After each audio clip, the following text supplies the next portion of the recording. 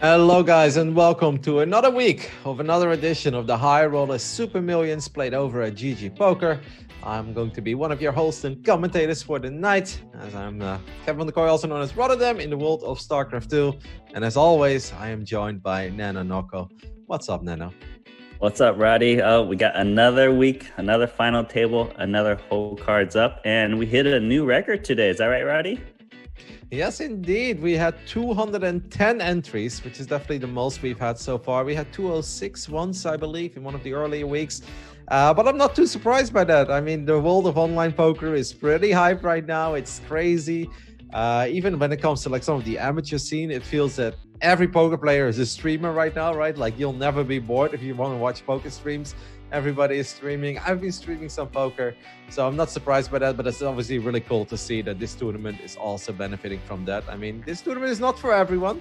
Not everybody has that $10,000 entry fee laying around, but it does make me happy. Yeah, and it's definitely cool to see. And, you know, speaking of $10,000, some of these guys are probably in for multiple bullets. We've seen tournaments where guys have been in for 5 bullets and shipping it, like Isaac Haxon in previous weeks, so should be pretty cool to see. We got a nice round of mixture of players coming up that we'll see in the final table profiles, and of course we're gonna do that little hand history thing, right, Roddy? Absolutely. We're gonna give you guys, this is basically our little pre-show, so the actual tournament will continue 30 minutes past 8 for me, at least, local Central European summertime, that's how we call it.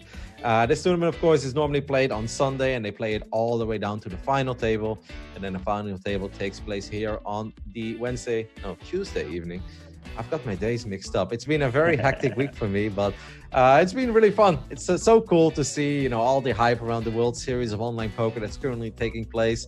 I've tried my first shot at a bracelet, Randy. Played the Colossus, one of the flights. I mean, you're going to be up to hear this, but it didn't go very well for me. What was the final hand? Just tell me that. Did you get it bad? No, I didn't get it back. It was Ace King against Ace Queen, I believe, and I lost an absolute monster pot, and then I had like one big blind left. So. Oh, so you actually lost. You finished off with a different hand. You told me the wrong hand, by the way. Yeah, oh, come on. That doesn't count. I mean, even if I would have won that, I would have to double like 7 more times for it to be relevant. But even that one, I got it in decent. Was slightly ahead, but 2 random hands going up against each other. But it's been a lot of fun. GGPoker is really hype right now. It's popping off. Yeah, I think we shouldn't wait. We don't have as many players to cover as last week, so we can actually go through this a little bit slower. We don't have to rush it. Of course, last week was an exception. We had 16 players. Now we're just back to the usual, the final 9. Unless you want to share something, Randy, about your week, we can just get it on. Let's go. All right. Well, then let's wait no longer. So normally, we always have a chip leader, right? Sometimes people are somewhat close to each other. This is by far and away the biggest chip leader we've had coming into the final table of one of these high rollers Super Millions. And of course, played over at GGPoker. This guy's got 129 big blinds for this tournament, and the format that we've been using, that is absolutely insane. Yeah, 37% of the chips in play. We don't know this player. He's a brand new to GGPoker. We just know he's from United Arab Emirates, UAE. His screen name has the word holiday in it. He probably doesn't play poker professionally. He's probably, like, I don't know, the Prince of UAE. Who knows who he is? He's on holiday here on GGPoker, and he's going to try to just ship this tournament and run over people. Yeah, we had this last week as well, where we had somebody who had literally never cashed before on GGPoker. Holiday did cash once for $12.50, but that's obviously about to improve by a lot. Even the main cash tonight is obviously going to be around $40,000. That's normally what it is when we make it to the final table. And I mean, you say he's probably not that great. I always look at this and be like, this must be somebody who's really good. I mean, come on. You don't normally just sign up for a website, play the high roller Super Million, and then also absolutely crush it up to this point. I mean, how does someone have 129 big blinds? This means he either ran super hot or he ran the sickest bluffs and sickest call downs and who knows what. This guy is... I think it's the biggest wild card because this seems absurd to have so many big blinds in this final table. Yep, for all the viewers that are watching right now, to put things in perspective, normally our chip leader has 3.2, 3.4 million chips in that ballpark. I think we had a 3.6 once or maybe 1.4 million. This is outrageous. We've never had anybody with over 5 million chips coming into the final table. This guy's like, hold my beer, I'll make it 7.7 million. That's insane. Of course, we did have a slightly bigger field this week, but that's still a ridiculous amount of chips and a ridiculous amount of big blinds. Let's take a look at one of the hands that brought our chip leader to the final table. I have not really had the time to really dive too deep into these. So Randy, take it away and tell me what you see. I see a guy that's just nuts. I mean, look at this hand. He raises 7-5 offsuit from early position. Okay, that's already quite intense. Min bets the flop with nothing. Min bets the turn when the flush gets there. Calls a huge raise with just a pair of sevens and no flush draw. A flush gets there, and now he bets it. He just bets huge, 415,000 on a 4 flush with a bluff, and he takes it down. This makes sense why he has so many chips. He's just absolutely hard to get a read on, unpredictable, and a big wild card, I think, going into this final table.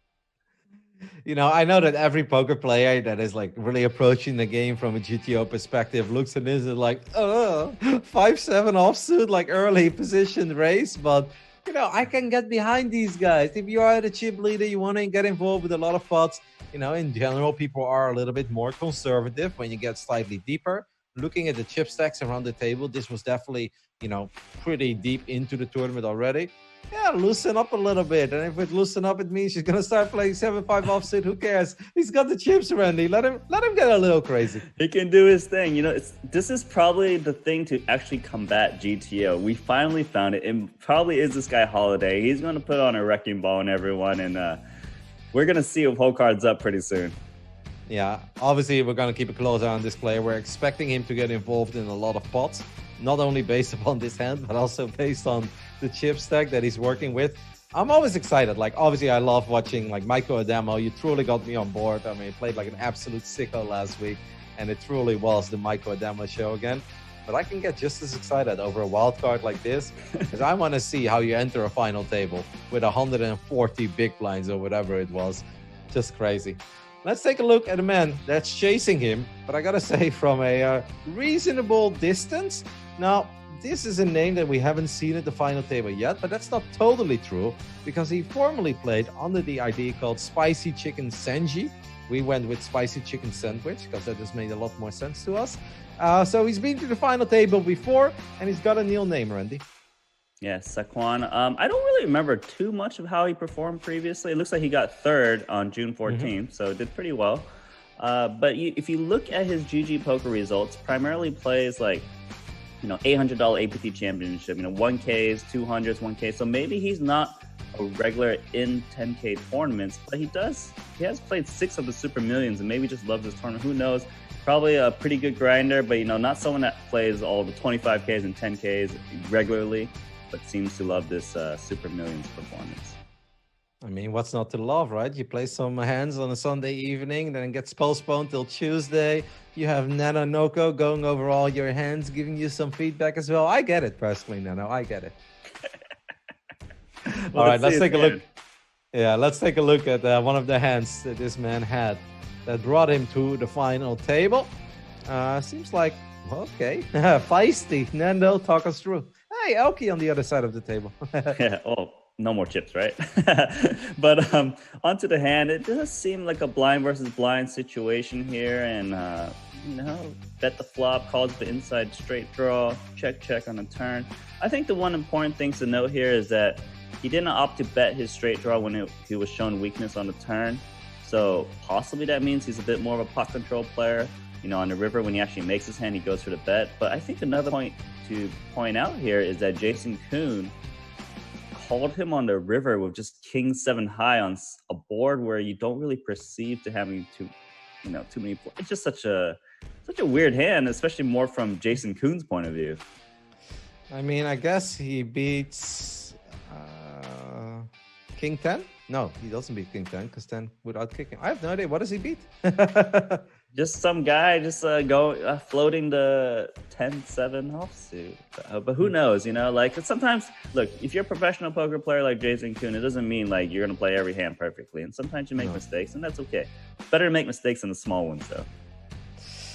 Alrighty, well, let's take a look at our next player. Sakwon comes into the final table with 45 big blinds, so definitely has quite some to work with. And the same can be said about this man, Andras Nemeth. I think that's the first time we see a Hungarian player make it to the final table. But this young man is obviously very comfortable at GGPoker. Is closing in on $2 million of winnings over at GGPoker. So he loves it here, and it's cool to see him make it to his first final table. Yeah, Andras Nemeth. He is a cash game superstar, known as Pro Beers. I've actually played a lot with this guy at 25.50, 5K buy-in, and like 2K buy-in. He's just really, really good. He transitioned into tournaments. I'm gonna guess probably about a year ago or so, and has done some pretty good performances. As you can see, he won a 25K ETD Barcelona, played a 50K ETD Prague, got second. So like. He's just a very good cash game player who's done very well in tournaments, and I really think this guy has a really good shot at getting up there to the top. I mean, he comes in at third into this final table, so that's always pretty good. 40 big blinds, pretty much give or take to work with. So a lot of potential for some cool plays. But of course, let's actually see later on where they sit as well. That's going to be interesting. Let's take a look at one of the hands that Andras had on his journey to the final table. I see a good old King 9 of diamonds, and he's taking it down after a massive bet on the river. Now, I don't think he's betting the 9 for value there, Nano, but what do you think? Correct. He's not betting the 9 for value.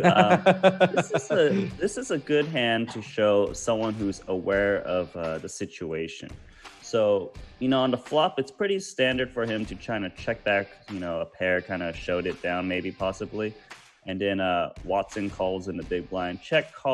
Watson check calls the turn.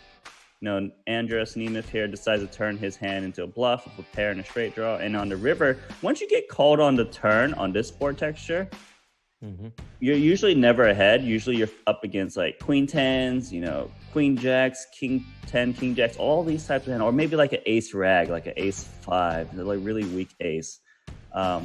So it doesn't really have showdown value, even though you have a pair. And that's why Andras decides to turn his hand to a bluff, because he knows Watson has a lot of these middling hands, one pair straight draw type hands that really can't really call a river shove here, because Andras can easily have a really good hand as well. So it's when you see someone who can turn hands into bluffs and do them in very good spots, it's just a sign of how much of a crusher he is. And I've been saying this guy at Pro Beers is just like, he's been crushing the high stakes no limit cash game for a long time. Yeah, I love the whole graphic, and I love the massive bet on the river. I think even if you have a decent ace there, that's kind of scary to bet, right? Because this is not like, I'm betting like half pot. Like, no, that's an absolute massive bet. 450,000 chips. Even if you have like ace queen there, how can you be so certain that ace queen is good enough? Like, yeah, maybe you'll make the call, but that's a crying call, I think, because that bet is just a little too big to comfortably call off in an ace queen. So very well done. Look forward to watching more of him. Let's take a look at our fourth final table player of tonight. LKS28, the first time, if I recall correctly, that we have a Serbian player making it to the final table. So that's obviously very cool. And also the very first Super Millions that he's played. Well, we don't have that much on him, right? Like GGPoker winnings, he's already won more tonight than he has won in his entire career over at GGPoker. Well, just look at his avatar. He chose the slot machine. It just goes to show, like, he's got a little gamble in him, right? Like, his first Super Millions appearance probably was like, look, still got 10K in my account. Let's just run in this tournament. Seems like he's a high roller. He likes to play a bit of PLO, as you can see from his cash. Plays a WSOPC PLO, plays a little low limit. I don't really know what to expect from him. I think could be a little bit of a slot machine later today. I mean, what's not to love about the great game of PLO, though, right? Like, I feel, a lot of us, like, we always started off with no limit hold'em, but I have to admit that after the first few times I played PLO, I was like, damn, PLO is amazing. So many draws, so many possibilities. It's definitely a very fun game. So to me, it makes sense. I love these guys. Besides the no-limit tournaments, also enjoy some PLO on the side or even as their main game. Who knows? Let's take a look at one of the hands that LKS had on his way to this final table. It seems like we were playing some Queen Jack. Talk us through. Yeah, so you see Queen Jack betting small on the flop. Most people continuation bet when they don't hit. Turn, he picks up an inside straight draw, but the king is a scary card for a lot of people who check call to flop because they usually don't have a king. They would re-raise hands like ace king. So you can bet big on this card because the king is very scary and they just have to kind of hero call you on turn and river. So the river pairs the 4, and I think LKS just knows his opponent likely has a 9 or a 7. He just puts him to the test. He bets 108,000 with just queen high. Even though he probably knows his opponent has a pair, and he takes it down. So, you know, this is I believe in one of the previous weeks, I was saying, look, if you always bet the flop and turn, but you never bluff the river, they can just auto call you on the turn. But when you start throwing some bluffs on the river, that's when it gets scary for them to even call the turn because they don't know if it's coming or not. Yeah, I love every single time we go over these hand histories. I feel like our crew selects a couple of crazy hands where one of these players is just like, yeah, let's just casually fire 100k chips into the middle on the river, and let's hope my opponent doesn't call, because if he doesn't, this will probably make it to the pre-show, and it absolutely did. So don't know much about him, could be a little bit of a wild card as well, but it's definitely showing us that he's willing to make some crazy moves, and that's always fun to see.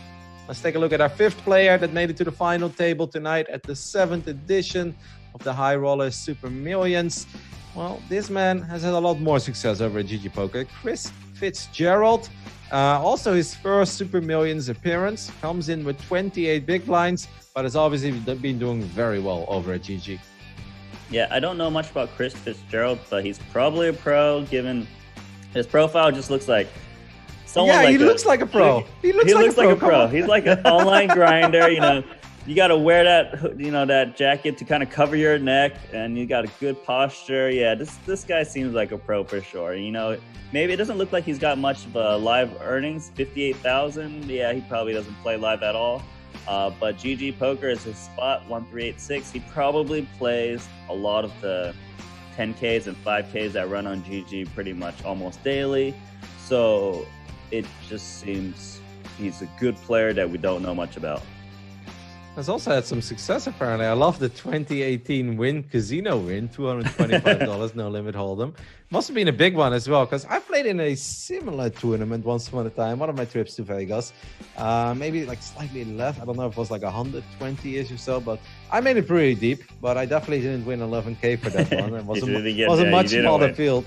Yeah, I was probably somewhere in the winter, you know. There wasn't really a lot of poker players in town, I guess, but it was fun.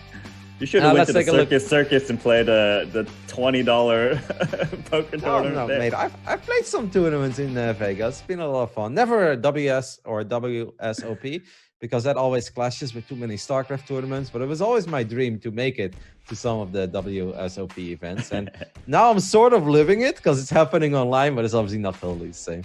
Let's take a look at one of the hands that Chris Fitzgerald had on his journey to the final table today. Oh, he was on the left of Elkie over here. Ace-4, massive river bet. Doesn't have a whole lot. I mean, does he have a blocker? But he also has the ace of spades, so talk to me, Nana. Yeah, this is a pretty cool hand. Again, so look, you see on the flop, he goes for the check raise on the flop against Pablo. And, you know, ace-4, it's not a standard hand to check raise, but, you know, some people like to check raise, some people like to check call. Usually you don't fold when you got the ace of spade backdoor flush draw, so he opted to go for the check raise. The flush gets there, and the ace of spades is important because that makes it less likely your opponent has a flush. Of course, if you get called again on the turn, you can maybe hit a spade, of course, to win, or maybe an ace. So he does go for a very small bet. And the small bet's really cool because if you had a flush, you probably would want to reel in your opponent, right? So you put a small bet, story still checks out. River is a 6, pairs it, and he puts a full pot size bet on the river. And I love this too, because say you go for a check raise with a set, you might be scared the flush gets there, but you want to still bet the turn because there's 3 spades, you don't want to let a 4th spade out. So you might bet small. And then when the river gets there, now you could have a full house, now you can have a flush. So now you cover both ends and you're not worried about either way. So when you go for the pot size bet, it makes it even more likely your opponent folds unless he's holding a big hand, which is so unlikely because you're holding that ace of spade blocker. It is so fun how this is a play that you actually see at a lot of levels where they just have, if they have the nut card, it's like they go a little crazy with it. I played a live event a couple months ago in Paris, and I had a friend who just made the craziest bluff on the river just because he had like the ace of spades or the ace of hearts, and he shoved all in after his opponent bet basically 75% of his stack on the river with a set of nines. And then he actually got his opponent to lay down just because he had ace king, he had nothing, he had ace high. And I was like, that doesn't make any sense, mate. He was incredibly pot committed. And my friend looks at me, he's like, well, it worked, didn't it? And I was like, oh my God. I was like, yeah, it did work. Those blockers are too good. Yeah, because we were all just gamers and we're kind of cheering for our boy. And I was like, you make no sense, but what a play. All right, let's move on to a very familiar face in the world of poker. Randy, I mean, I'm sure that you have a lot to say about this man. Jason Koon, got the most 31 all-time money list. This guy is a crusher, primarily a tournament player, but actually transitioned playing cash games as well I believe when he started going to the Triton Series events. As you can see, he's got many Triton trophies. He actually won the short deck event twice, their main event. You can see 3.6 million, 2.8 million. Of course, he does well in No Limit Hold'em. He got second in the 50K. He's just very, very good. He's experienced with deep stack and tournament stacks, and he's a crusher in short deck as well. But we are playing No Limit Hold'em. He's got 26.6 big blinds. Jason Koon he's just one of the best in the world. Yeah, I mean, 26 big blinds is not obviously an insane amount, but I think that still leaves you some room for a couple of plays, right? Especially early on, if the spots are right. It's not that every time you raise, you're basically committed or you have to shove. Like, I think 26 should still give Jason some potential to make a couple cool plays. Let's take a look at one of the hands he had that brought him here to the Tuesday evening. All right, well, that's I see a lot of black cards, and I see him having Jack 8. So Nano, talk to me. Well, defending the Jack 8 here from the big blind, pretty standard in a 5-handed table. Goes for the check call on a flop of top pair against the minimum bet, check on the turn. And when he sees the check on the turn, he just knows his 8 is good. But just sometimes when you know your 8's good, the question is what size to choose on the river. And you can see Jason Koon goes for a really big bet, probably about 80% of the pot. And knowing that his hand looks like a bluff, he could have a lot of bluffs. 10-9, Jack 10, 1 spade, like a king of spade, like these types of hands that probably would check call a min bet on the flop. And he got his opponent to just call him ace king high on this poor texture. I mean, you love to see it. I think that's pretty much the max value you could ever hope for your Jack 8 offsuit on a board like this as well. So very well done. But obviously we're expecting these things as well from one of the biggest crushes that I think the game has seen. Let's take a look at our our 7th player making it into this final table. Pablo Silva. I see a lot of achievements, and this is his first Super Millions appearance. We can talk about all the cool poker things soon. I want to address that jacket. Where did Pablo get the jacket? I love it. I want one. Oh, it must be cold in there, right? Like, it must be freezing wherever he's playing. But yeah, it looks like his biggest accomplishment is $1 million win in 10K millions in South America. He's from Brazil. I'm not sure if we had a Brazilian player before reach the final table. If not, it's pretty cool. I know Brazilian poker is very big over there. We got a lot of heroes and a lot of people, they play really crazy. We just saw that hand history from Pablo with Jason Koon. So he's willing to make big call downs of ace king high. Sometimes they're not good, but he's willing to make them. Well, let's take a look at one of the hands where he was on the right side of it. As I'm sure that he has something cool to show us as well. Okay, I see a king 9 on the river, but Nano, talk us through. Well, it looks like a blind versus blind situation where he was against Ali and Simmerich. Check. River to pair of 9s, go for a big bet, and gets called by a very weak pair of 7s. I think the main point out here is that if your opponent's willing to call a huge bet on the river with just like 4th pair, it probably means you bluff a decent amount. So I think that means that Pablo could be a little bit of an action player for us, hopefully. Just given that if someone's going to call you 4th pair, you got to be bluffing, right? Yeah. Well, Pablo comes into the final table with 26 big blinds. I hope he has a proper run, because if you have a jacket like that, I want to see more of you. I'm a simple man, Nano. Let's take a look at our second to last player that made it into the final table, and it's a familiar face. I always feel that the guys who crush in poker just also happen to be incredibly handsome and good looking. Look at that. How's life fair? When you look like Darren Elias and you play like Darren Elias, I feel there is no justice in this world, Nano. Yeah, I mean, obviously he works out and everything. He's done very well. 7.7 million. Darren Elias has been around a long time. He shipped it on June 23rd, so maybe he could be our second second winner person to win the Super Millions twice after Michael O'Donnell. That would be pretty impressive. The final table that he played very solid. He didn't do anything crazy, but he didn't give up any spots really. Just cruised his way to the win. I believe the reason we might not remember his final table as much as well is because it was the time when FU Tim Riley was going nuts. So we were like talking about him all the time. But Darren Elias was the one that just, like, look, I'm just going to crush you guys, but I'm not going to go make these crazy plays because I don't need to. I just grind my way to the win. Now you just made me miss some FU Tim Riley action. That would be cool. Like, fingers crossed that he still makes it to another final table here at the Highroller Super Millions. Let's take a look at the hand that helped the previous champ of this tournament to make it to the final table once again. Well, it's a cracker. 9 deuce. 9 deuce suited. Yeah, defends. It looks like, he defends the big blind. Okay. Sure, it's an okay hand. You can double down that 11 to 21 maybe. An okay hand.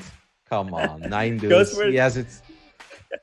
He flops the straight draw and the flush draw, so he goes for the check raise against the flop.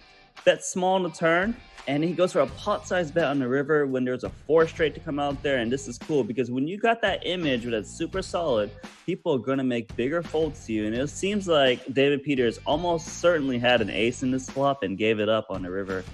Just because he didn't think Darren Elias was bluffing. And Darren Elias chose like pretty much the perfect hand to go for the bluff because you're going to represent a lot of 5s when you check raise here, right? You're going to have like 5-6, 5-7, these things, diamonds, and you got to mix in some bluffs. And this is a nice hand. He's gonna. I mean, he might cool ship it again. Who knows? But yeah, that's the cool thing from calling it a big blind, right? Like, people always like they raise from the button, and they could be pretty wide from the button. But from the big blind, when you're just stacking along, when you already are like kind of committed with at least one big blind, it's like, well, they can have anything. And then with these kind of boards, suddenly going up against the big blind is a whole lot more intimidating than going up against one of the players that raised in the early position. So makes sense. I gotta say that's probably one of the better flops for 9 deuce, other than flopping trips. But I love how he played the hand out. Yeah, definitely agree with you. And good point. The big blind is the loosest spot post flop. Well, let's take a look at our shortest stack coming into the final table tonight. Michael Watson, clearly an incredibly successful individual as well, has $12 million in lifetime earnings, more than $500,000 over at GGPoker. But he's not just the shortest stack, but he's the shortest stack by a pretty large margin. Only has 6.4 big blinds to work with. But then again, Isaac Haxton came in as one of the shortest stacks, and he managed to turn it around. So I'll never count anyone out, but this is clearly going to be pretty tough for him tonight. Yeah, Sir Watts Mad Dog. He's been around for a long time. Yeah, he's good friends with Timex, I'm pretty sure, Mike McDonald, and he's just been grinding forever, and he's been playing all these huge high rollers lately. Of course, he's got no big blinds, but he's still in the tournament. Yep. Let's take a look at one of the hands that Michael had. As in 2 minutes, guys, the final table will kick off. It will go live. So we had some pocket 4s over here on... Actually, don't... All right. Well, just talk to me, Nano. Well, he flops a set, and, he just calls a flop, just calls a turn, and when he gets to him on the river, he shoves all in. This is it's just a sign of a pro because, when you flop a set on E07, if you're an amateur, you might opt to raise like, oh, I don't want him to get away. I want him just commit the chips when you flop. Yeah, I just want to get there now. But, the thing is you got to just call because you want to let your opponent potentially bluff you. And if they have a big hand like a big ace, they're going to pay you off anyway, so you win both sides. I gotta say, that's a gnarly river, though, for our Venezuelan, my question mark guess. Opponent on this side, because with ace-10 you feel pretty good about your hand in general, but then when you get the 10 on the river as well, then it becomes an incredibly tough laydown. Even if you probably have the idea that you might be beat when your opponent is betting that big. It's just like, oh, how do you fold there? If you fold that, do you fold everything then? Yeah, you're not folding. Well, we're starting. All right, let's take a look at our final table, guys, because this was a pre-show. We always try to keep it, roughly 28, 29 minutes when it comes to covering these hands. So we are right on time, and we have to wait no more. The action will kick off in 1 minute. If you look at the seat selection, well, you've got your wish, Nano, of like actually, no. Sakwan's got a good spot then, technically, right?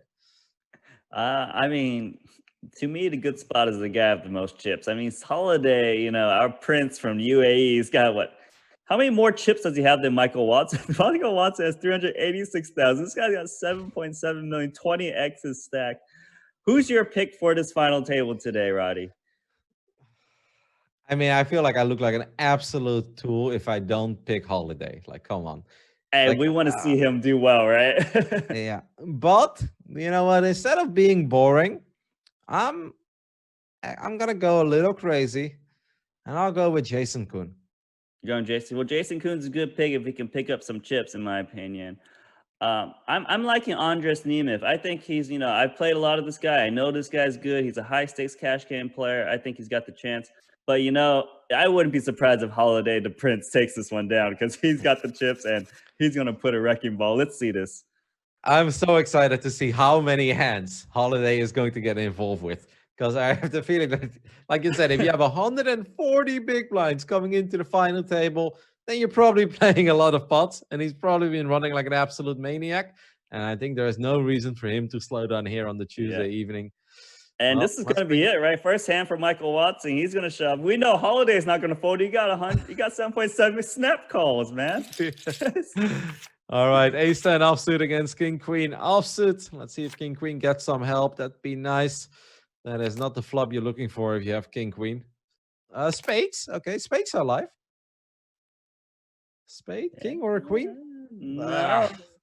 One hand Michael Watson played. Well, welcome. Thanks for waiting one day to play your tournament. Well, you just played literally one hand. Probably didn't even open the live stream because he didn't get to catch up with the delay. Terrible experience.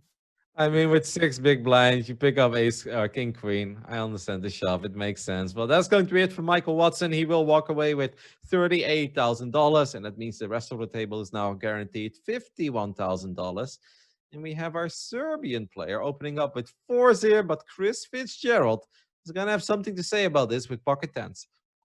Yeah, pocket tens. I think the standard here is to shove. It's just no one's super short. So what? He just folded pocket tens. Oh God, I don't know about this, Chris. I said earlier, I don't know much about this guy. He looked like an internet pro, based on his. I don't know, man. I don't know. Or he's got spider senses, and he's like, I know you've got 4. It's going to be a 4 on the flop. I'm out of here now. No, like he just knows these things. Know, man. I don't know. If you jam pre-flop, the 4s probably fold. So that point's a little bit. I'm kidding. I'm kidding, of course. No, I was as surprised as you are. I would have never expected that. I do like that check actually by Holiday there on the turn because he picked up an 8 as well. Still has the flush draw, so I think it's very easy to just bet there. But he didn't bet, and now I do wonder what he does here on the river. Wow, hey, that was actually incredibly well played, Nano. Yeah, no, dude, this pot could have been huge. This pot could have been different from here. LKS checked his set, okay? Check and just calls the flop. When Holiday, he might have went nuts with the 9-high flush on a flop, turns a pair, and Holiday just thinks, okay, well, you probably got an ace or a queen and don't want to fold. So that pot could have been very different. Holiday could have lost a lot of chips. Because imagine LKS bets a turn. Holiday might just ship it. Who knows? It's just getting a little bit interesting already. And yeah, I think those are the 2 guys I mentioned might be wild cards in this table. So and they kind of played a little bit interesting hand. Well, I think Holiday honestly played that very well because I think it's easy to lose a lot of chips there. The fold of the 10s pre-flop. I mean, yes, it is a relatively early position raised by LKS, but yeah, if you start folding 10s, I mean, in the end, he wouldn't have won the pot. So to say maybe it was the right call, but that's obviously not how we're supposed to look at it like poker players, right, Nano? It's like 40. Yeah, 10. I don't know, man. I'm gonna give him the benefit of doubt and just move on. It just seems weird. But onto this hand, Darren Elias, our defending champ at one of the previous weeks, going to probably check raise. He is going to just ship it in. And makes look, sense. just silent crusher. Yeah, I'm not gonna try to win the tournament right now. I'm just gonna slowly chip up. Yeah, I mean that's one of the better flops I think you can hope for if you have Queen 10 there. Well, Holiday's not getting too crazy. He's not opening up with the 10-6 offsuit. Let's see what our Canadian, previously known as Spicy Chicken Sandwich, is going to do with his pocket threes. He's going to open it up. I love how he adds the 6,000 in there. He could have just made it 120, but he's like, no, 126. Yeah, I mean, 6,000 chips, no big deal. Let's see, Pablo here of the E07 suited. He's going to play, and he is going to go for the 3-bet. And I said earlier, like this guy in one of those previous hand history probably bluffs, and you can see he's certainly bluffing here of the E7 suited. And I'm curious to see if the standard is to fold the threes, but some people read into this as a bluff and might jam, but usually you'll see a fold. All right, Pablo Silva picks up his first pot of the evening here with an excellent raise from the button and picks up pocket tens, but your man Andros picks up ace-king suited. This could be fireworks, Nano. This should be fireworks unless we see another pocket tens fold. I'm just leaving. There's no way Pablo's folding tens. There's just no way. So at this point, he's working with almost 30 big blinds, so that's a bit too much to shove, right? Like, do you... You could shove. You could. It sucks, right? Obviously, when you get extra action than you want to, you can really make a case either way. We know Andros is going to shove here, especially when a guy just 3-bet again. The tens. The thing is, if you don't call a shove here, then you shouldn't have been 3-betting the hand in the first place because you're just burning too much money. So you should be going for it. I think Pablo will absolutely call here. I mean, if he folds, you don't like it, right? You don't like it, but you got to call because Andres is the type of guy who might read into says and just jam on you with pocket nines and pocket eights and ace kings and ace queens. So here we go, flipping. Yep, ace king suited versus pocket tens. Pablo's tournament lives on the line. The flop is safe. The turn is safe as well. Just needs to avoid an ace or a king. There are no additional draws available. No ace, no king, and Pablo will double up. That's safe, right? There's no picture with these. That is the slowest squeeze I've ever seen on this final table.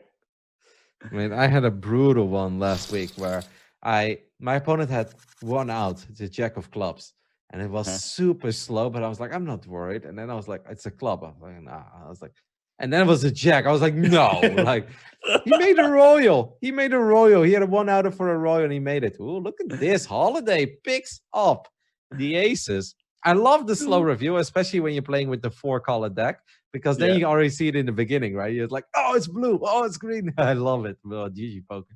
Yeah. But Holiday limps the pocket aces as chip leader. Oh man, this is great. This is actually good too, because people are gonna see this and he can get away with some other limps if he wants to later, probably, because people are, oh man, this guy limps aces. So he's gonna force Chris to play a pot because we know he folded tens. He can't fold his big blind when it's free to seal flops. So maybe this is his way of trapping Chris, but it doesn't look like it's gonna happen. Yeah, I don't think this hand is really going to go anywhere. We've got top set against absolutely nothing. Well, a couple of backdoor draws, but I highly doubt that this is the hand where Chris Fitzgerald is going to go crazy after folding tens pre-flop before.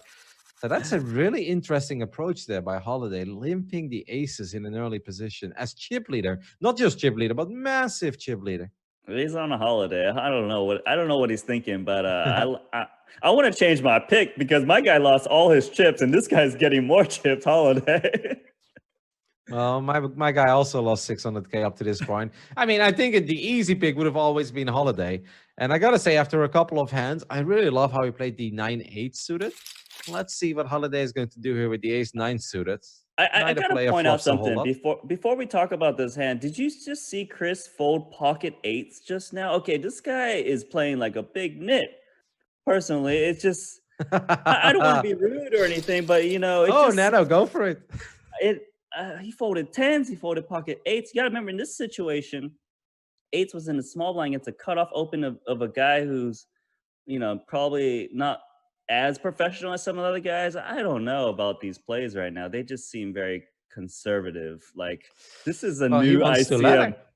I I don't. think it's Yeah, pretty obvious. He wants to let her. He doesn't want to put his tournament life on the line with a hand that isn't like absolutely crushing. He doesn't want to flip for his tournament life. That's pretty much what this all boils down to, right? but he wasn't flipping with the pocket tens earlier. He was crushing if he got it in against the fours, which obviously wouldn't get it in. I don't know. It's just my point of view is I don't think that guy can ship the tournament unless the cards run really hot for him because he's not putting himself in situations. I don't think any of our previous winners would fold those hands in this spot, you know? No, I mean the eights I don't have too big of an issue with because he is working with like 22, 23 big blinds at this point, I believe. So I don't hate that because it's a bit awkward. He was out of Mhm. position there as well. The tens, I'm totally with you. Like the tens really caught me off guard. I didn't expect it.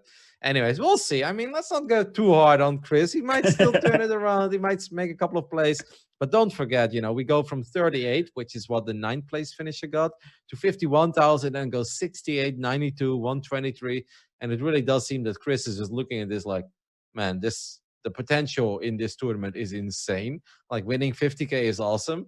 But if I can win 150 or 200 or 300, then I want to go for that. And yeah, Ooh. maybe he's not in it to win it. Maybe he's just in it for a massive score, Nana. Yeah. And then we just saw spicy chicken sandwich. Saquon check called a flop of top pair Jack 7. It folds to the turn bet when the ace came. That goes to show that he's also maybe potentially trying to ladder up a little bit because Pablo just bet a third of the pot on the turn, and with his pair of nines, and actually Pablo was kind of Shove? trying to value bet, and yeah, onto this hand. It's gonna be ace eight suit against the holidays pocket fours. We got a coin flip for Andres. Yep. So far, the aces haven't done well. This time they are, but we do pick up a couple of additional outs for holiday. He needs a 4 or a 3 on the river.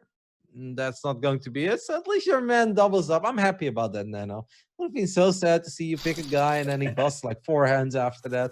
We don't want to start a Nano Noko curse over here at the final table. Yeah, for sure. Let's see Hey, how. Okay, Chris has got nines. pocket nines. I want to know Nines. what he does with pocket nines. Jason Kuhn folds. Okay, this makes. I want to see the nines. What do you think? You think it's a call? Or you think it's a fold? It's a fold. Fold. I actually It's want a to say it's going to be a fold. folded eights, nines, and tens. Well, we know he's going to fold sevens, sixes, fives, fours, and threes and Yeah. twos. Is he going to fold jacks next? No. I don't think he would fold jacks. All right. But you're not oof, this is- 100% certain. You're not 100% I'm pretty certain he won't fold jacks, but especially not if he's first to act. Anyway, Darren Elias with 10s here, getting a little unfortunate against Pablo Silva. You hate to see these kind of flops when you raise 10s from an early position. King Jack Deuce is going to check it back, which makes sense to me. Does pick up a gut shot now. Yeah, I think Pablo should go for a value bet here. When your opponent doesn't see bet this flop, they often have showdown type hands like, Queen Jack, Jack 10, pocket tens, Ace 10. You don't want to give them a free chance to check the turn as well. So there is the half pot value bet. And it's a tough spot for Darren because he beats a lot of hands and he loses to a lot of hands. It's just all around not very fun. He is going to make the call. And I think Pablo can go for one more bet because he can represent a lot of bluffs. He can represent those two clubs, ace X of clubs, ace 10 type hand. It just seems so unlikely you're behind. And this is some good hand reading from Pablo. Yeah. Plays it very well. He's obviously not worried about something crazy like Queen 10 because Darren Elias doesn't have this stack to open up with hands like Queen 10. So awesome, honestly. Very well played, Hey. King 8. Wait. I need to tell you something. Chris folded pocket nines and the turn is a 9. Oh, yes. I forgot about that. But I mean, he would have definitely folded on the flop if there was action on the flop 3-way. So, you know what? Once again, he's onto something. He would have got to see a turn. You know why? Because Darren checked the pocket tens on the flop. He probably is going to check it if it's more people in the bot. So he definitely would have sold that turn card. I'm not going to let him get away with these middle pocket pair fold. These are not middle pocket pairs. These are stronger top middle pocket pairs. I mean, the 8s, I'll let him off the hook for the 8s. Like, I did understand that one. I can get behind it. It's a bit nearly, but it's fine for me. The 9s here is like, well, it's an early position opening. But the 10s, the 10s, I feel like that's where you're too nice, Roddy. You're too nice. Maybe I am. Maybe I am. Or I'm just a nit myself. Who knows, right? All right, we've got some button versus big blind action unfolding here. Queen 6, flops 2 pair, top and bottom, but we do have a monotone board. Yep. This is Andras is probably either going to bet really small or just give up. It sucks because like those chips in the middle are very important. So he's going to go for the 25% pot bet and just hope his opponent has a hand that just can't continue. But top and bottom pair for Top and Darren, bottom. he should just check raise here. They're both Shove, very I think. shallow. Too many bad turn cards. Yeah, I think you just shove here. I feel would like just you want to shove. keep life simple. Just go all in. Even if your opponent folds, you might be like, well, I did have 2 pair. You're still picking up like almost. Oh, this goes Let's for go for a a check raise. But you know, I don't think it matters too much whether you check No. raise. I guess when you shove, you kind of I wouldn't really worry about it too much. But like goes for a check raise. He's short. Doesn't really matter. Andres is pretty much forced to fold here unless he wants to go for the crazies all in. But Darren Elias can't really fold after committing half to his stack. So your boy once again loses a couple of chips. Chris Fitzgerald, ace jack suited early position. Is this an open? It could very well be, Nano. Yep, it The definitely. Okay. That's cool. Pablo Silva here I want on to the see button. Pablo should 3-bet this guy because he's going to fold 100%. But the problem is Chris has been making all these big folds, and maybe he's only opening very tight. But nah, I would love to see Pablo go for some move on him. But just call. It's all right. Okay, this is pretty fun flop. 9-8-8. Obviously, there is backdoor diamonds available, backdoor hearts available as well. I actually think that for Pablo, you do have the 2 overs, and then you have the top end of a potential straight roll there. I think you like this flop a little more with ace 10 than you like it with ace jack. Yeah, you can see Chris playing passive with ace jack, which makes sense given the way he's been playing. Pablo, ace 10's got reasonable. Do you think he just takes us down, given the way Chris has been playing? I refuse to make any predictions. No, you got to make a prediction now. He's gonna before he folds. I think he folds. Which I know is crazy, but I think he folds. Yep. Okay. So just call pre-flop against him and wait for the check, I guess, right? And just throw out 25%. Well, Nano, this is the meanest you've been in 7 weeks of the Highroller Super Million. Okay, he made the correct fold here of ace 10 offsuit under the gun, but I'm just saying these marginal hands, I don't really need to worry about it. It's always going to be a fold. Andras is going to shove here with the ace king. Yep. And don't think anybody can really call right now. King 9 would be way too loose. There's too many chips, and Jason Kuhn definitely can't call. So at least Andres is going to pick up a couple of blinds here and will increase his stack a little bit. Okay. This could be interesting. Wow, we've got a lot of suited aces here, and we've got pocket 6s as well. This is a fun round. Yep, 6s does get out of the way, which, it makes sense. It's not like the best hand. Jason Kuhn should be shoving, though. Yep. Just too good of a hand. I mean, then again, yeah, no. You are, I guess, a little bit worried about the early position open, but Jason Kuhn will shove. Chris Fitzgerald with the ace 8 suited. He is going to fold one more time, but this one does make a lot of sense. And now, what is spicy chicken sandwich or a sock one going to do over here? You gotta lay this down. Yeah, I'm very shocked if he calls here. You raise early position, a shorter stack is shoving on you. It's just so rarely good. Yeah, it's 13, 14 big blinds, or 13.5 big blinds, basically. But yeah, we'll make the correct laydown, and that is good news for my pick. Jason Kuhn picks up some much needed chips. So, new round. Yeah, I don't know if you saw, but I love Jason Kuhn's avatar pick. You'll see in a second. Okay. Just I did watch all the Daniel Negreanu videos, by the way. Yeah, does it? Oh yeah, he's getting crazier lately. Yeah. But we don't have to go into that. It's been getting a little crazy, but we'll save that for a rainy day. All right, LKS here with the A7 suited. Could potentially get a little feisty here. Yeah, do you like Jason Kuhn's avatar? Or is just blank? The planet. It looks like a planet, no? Is it a planet? No, it's just translucent. It's just black, right? There's nothing behind him. I'm gonna It's just a open it up in table behind HD. him, dude. Oh yes, you're right. Okay, from my pixelated preview now, obviously now that I see it in It's a HD, I was like, planet. yeah. What planet is black and dark? Mate, do you know how many planets there are? I am very sure that we can find a planet that looks exactly like that. Yeah, if there was Come no on, sunlight. there's billions of planets. It's absolutely possible. Let's go back to poker. A7 suited. Wow. Okay. How did this pot get so big? Darren Elias Yeah. called off a lot of chips with King 10 suited there. Yeah, LKS 3-bet him and then just flop the pair and shove, and that's cool. LKS just mixing up with the A7 suited there. And you can see the King 10 was a pretty big call there pre-flop as well. So because you see Anyway, that pot had like 1 million, right? And this one has 387,000. This one is in 3-bet, so you know. No, LKS picks up a lot of chips. Great news for a Serbian player. Pablo, with his awesome jacket, has been chipping up rapidly as well. Now sitting at 4.6 million. Of course, did have a double up earlier on. This could be fireworks one more time between our chip leader and I think our shortest stack at the table. Round That's two. correct. Andros. Pocket sixes against ace king. We had pocket fours against ace king, I believe it was. Now we've got sixes against ace king. That's going to be a snap call. Let's see if Andres can win one more. Ooh, flop no good. Turn is no good. We need an ace or king on the river. No additional draws available. Can we get a picture card? We do get a picture card, but it's not the one he needs. And that means that Andres will go out in 8th place here. Walks away with $51,000. The nano curse, though, like I think cursed him hard, man. I cursed. He came to the final table really hot, really well.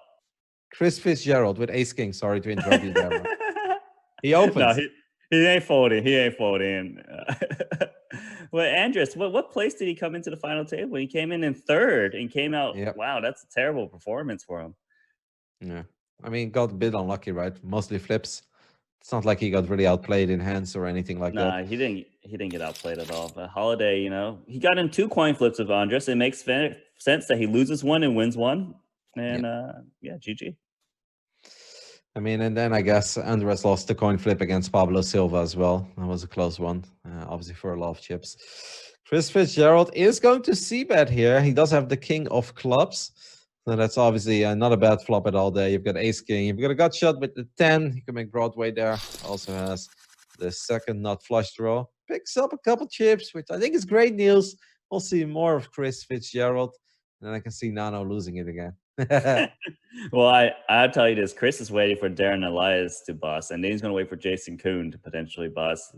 And then Pablo here is just going to raise up the 10-6 offsuit because, like, well, these guys are all waiting around. Why not? And but Darren, he's not the type. He knows he can reshove this pocket threes profitably because Pablo's the type of guy who's just going to try and bluff people pre-flop.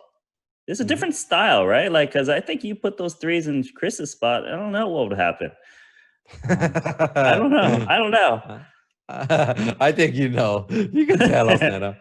All right, so Pablo's going to open again. He's definitely been the most active player so far at this final table. But obviously, this is an open that makes a lot of sense. Ace, queen suited in the hijack. Oh my goodness. That's brutal. This is why you pick Jason Kuhn. He knows how to flop the flush with the 4-6 suited. Pablo checks it back. But, sometimes when you check it back, you're like, oh, maybe I can get saved. But the ace is not the card that saves you. This is scary. Again.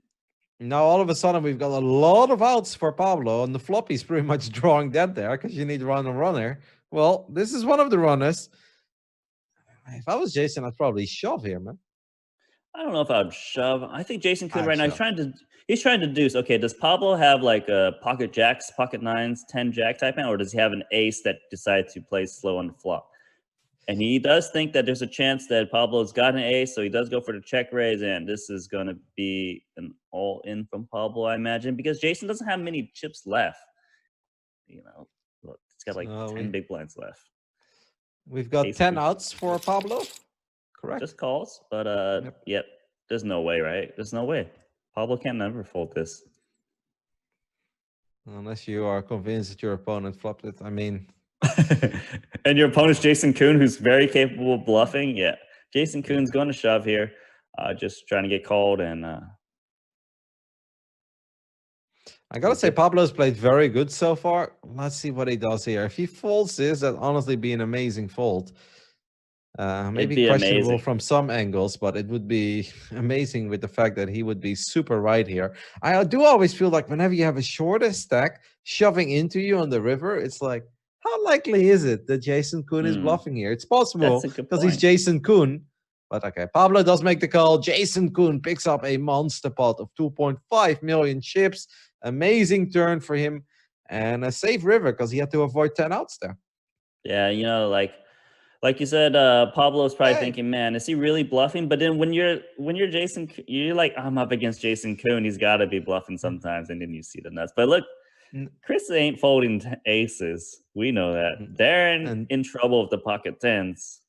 Yep, because Darren Elias, our previous winner of the Highroller Super Millions, is not going to fold pocket tens here, especially not with everyone folding to him. By the way, can we talk about, well, we're going to take a look at the action here, but I think we both know that this will most likely just be all in. Yep, and that's going to be a snap call from Chris Fitzgerald. This is why you fold the hands, so you can wait for aces and get a double up. Well, we know what Darren Elias needs. Our previous champ needs a 10. Flop and turn, obviously no good. Can we get a miraculous 10? 10 of diamonds? Nope, that's a picture. That's a picture. Yep. So, well, that's great news for Chris Fitzgerald because he doesn't only. I love that Jason Koon shows us the 4. I want to see some emojis, by the way, guys. Where are the memes? Yeah, come on, Jason. Unfortunate for our previous champ. He will walk away with $68,000, and the rest of the field is now guaranteed of $92,000. Yeah, well, you know, he did come into the final table in 8th place, so you know, he got a little ladder here, but he's already done well this in the Super Millions. Yeah, I just feel like every single final table, we're gonna get one of these guys who's made the final table before now. So pretty cool. See, we got a flop here. Holiday just snap check calls a huge bet with pocket sevens on a 2 overcard board, and you know, Saquon here pocket queens. You don't like to see that ace. No, you definitely don't. Check on the turn. Let's see if our chip leader gets feisty. Does not. This may actually give Saquon the feeling that he can fire a little bit and maybe get called by a 10 or a 9. Yeah, I think that's what he's thinking right now. He just thinks, well, if my opponent had an ace, he probably would have bet himself. He had a 2 pair. So he is going to go for a value bet. And Holiday in a tricky spot because it's kind of like, well, you look like you got a... He does make the call if the sevens is wrong and good value bet. Yeah, it was pretty big sizing as well. I mean, I know it was only like half pot, but those 500,000 chips or 480, those mean a lot to our spicy chicken sandwich. Not that much to Holiday, but definitely mean a lot to spicy chicken. So, yeah, great job by him there, getting some value. Well, Holiday's just like, okay, you know what? Raising up to queen 7. Let's go. Both flop nothing. Both flop a gut shot. Yeah, almost. But almost nothing. Almost nothing. Actually, and a backdoor flush draw as well for Saquon there. Now they got nothing. They got the same hand. Queen high. Holiday going to throw out the minimum bet. It should get it done. Let's see. I want to call him spicy chicken sandwich so bad. Oh, called him the queen high. Okay. Now they're both playing the board. That's fun. And he's betting again, 178,000, just queen 7 high. This is crazy because it doesn't look like your opponent has a piece, like a 10 or a king or an ace when they call you on the turn. I can see him call here. This is an amazing board. It'll be fun if he calls and they just both flip up the same hand. Yeah, I think they would. I mean, I think if I have to play the board here, I'd be like, it's a pretty strong board. He does make the call, and they are both playing the center. Well done. I love it. Yeah, that's a great call on the river. I feel like if I was Holiday then, I really wanted to steal it. I feel like he should have bet a lot bigger than that. I know it's risky, but then again, he's got the chips for it. But like 140,000 chips there, I don't think it really puts a lot of pressure on his opponent. I can't read him. I can't read Holiday, but I just like that he just keeps putting chips in. He's going to raise the jack 9, flops 2 pair, and he's going to throw out some chips. Yeah, he's. I think Holiday, you know, he hasn't been running good in terms of like, of course, like you know, he's not getting some aces versus 10s or anything, but he's thinking, you know, I lost some pots here and there, and he shows a 9. That's just hilarious because usually you show like the top pair, it shows the bottom pair even though it's 2. He's getting involved now. I can feel like the wheels going for Holiday. Our prince. Yeah, I wanted to point out before we had the 10s and the aces, and then I was like, no, never mind. I'm going to stop myself because we need to talk about the 10s versus aces. But for such a dominant chip leader, I feel like he's been pretty quiet up to this point. Like, I know now he's getting involved in more pots, but yeah, I mean, imagine if Michael Adamo had that stack. Like, he would have been playing every hand. Pretty much, exactly. Yeah. Pablo, though, did lose those chips to Jason Koon, and you can see, like you said, Pablo is the most active player at this final table. Is going to raise the Jack 8, and LKS of Ace Jack is going to go for the 3-bet. This is cool. Yeah, it's a big one as well. Love to see it. And Pablo will most likely be forced to give up here because LKS has a lot of chips as well. LKS playing some solid poker so far. Nothing too crazy, but just playing the hands that he is getting. Quite right. Yeah, wow, great news for Jason Koon there. Yeah, free walk, right? Like, this so rare because everyone just likes to limp at least at the minimum these days. So you love to see it. You got 6 Next dudes payout remaining. Huh? How much they get? How much they get, Roddy? Next payout is 92, and after that we go into 123. So 92,000 already for these guys. A7 suited Pablo with no time to waste, and he's playing aggressive. He's definitely the most active and most fun player so far. And he's been losing pots, right? But he just keeps it up. This is a sign of an aggressive player, and gets the fold against Spicy Chicken again. I believe he 3-bet him earlier. Pablo, his biggest score is a $1 million win in a 10K, million South America, and he doesn't really have much other scores that are big at all. Like, he played $100 tournaments, some 500. So Pablo, I guess he's using that winnings from the 10K that he won $1 million, and it's just really running it up. But he's playing pretty good. I like the way he plays. It's just, I feel like if you're that guy, right, that's one-upping everyone, where everyone's playing ICM tight, if you can just be a little bit more aggressive, sure, you can bust a little sooner, but it might push you over the edge to win extra chips that you normally wouldn't win and, get one of those top 3 spots. And that's what Michael Adamo does, right, in those previous weeks. All right, mate, I've got a theory. Hear me out, okay? Like, if I look at the way that Holiday has been playing so far, definitely not bad, but very conservative, especially for the amount of chips that he has. Here's my theory. On Sunday, he was on a crazy session, played for a long time, had a couple drinks in his system, and he's like, you know what? I'm going to run it up to the moon, baby. And he kept playing every hand, and he built an absolute monstrous stack on a Sunday. And then suddenly he wakes up on Monday. He's like, oh, my God, I'm final table. He's like, geez, Louise, I got to slow down because he is not playing like somebody who came into a final table with 140 big blinds, unless we just missed like 5 of the craziest setups in a row. Well, that's a very reasonable assessment because, when you take a one-day break, you get some sleep, you get to think about it. And, he just folded the ace-4 suited, I believe. And I think you're right that, like, he just realized, I got this huge chip lead at the final table. I don't need to donk it off and get 9th place or whatever. That would have been really impressive. if you would come into this final table with 37% of the chips in play and you've got 140 big blinds and you manage to finish 9th, that'd be amazing. Yeah, that'd be amazing. And let's take a look at this hand real fast. Jason Koon 3-bet 7 to ace 10 offsuit for about 30 big blinds, it looks like. Or is that more? Yeah, 30 big blinds. And LKS fakes the call for the same hand. That's a big call of ace 10. And can we get some flushes? No. No, that's a very telling hand from both players. Like for Sasquatch to raise call off 30 big blinds, small blind versus big blind is very, it could very well be the right play. Just shows that he's not scared. LKS is playing for the win, and we saw him, 3-bet the A7 suited earlier against Darren and won that pot. And Jason Koon, Jason Koon's the type of guy who doesn't really give up any edges or any spots. So you can see that he's just like, well, ace 10 is just plus EV for me to shove. Let's just go for it. Where I think you put someone else in that spot, they probably just call or maybe 3-bet not all in. Very different styles of professionals, even though they all seem to play somewhat similar. I'm with you. All right, Jason Koon here with Queen 6. He's going to fold Chris Fitzgerald. Small blind against big blind. Ace Queen offsuit. It's got to be a race. It's got to be a race. He's got to raise, right? Don't tell me he's going to limp or jam. Okay, he's going to raise. Perfect. He's got Wow, the chips now to raise. Yep. 3x as well, small blind against the big blind. And there's the absolute snap call there by Holiday. And the 9-jack completely misses calls again. Paris is 9 on the turn. Nano, what am I watching?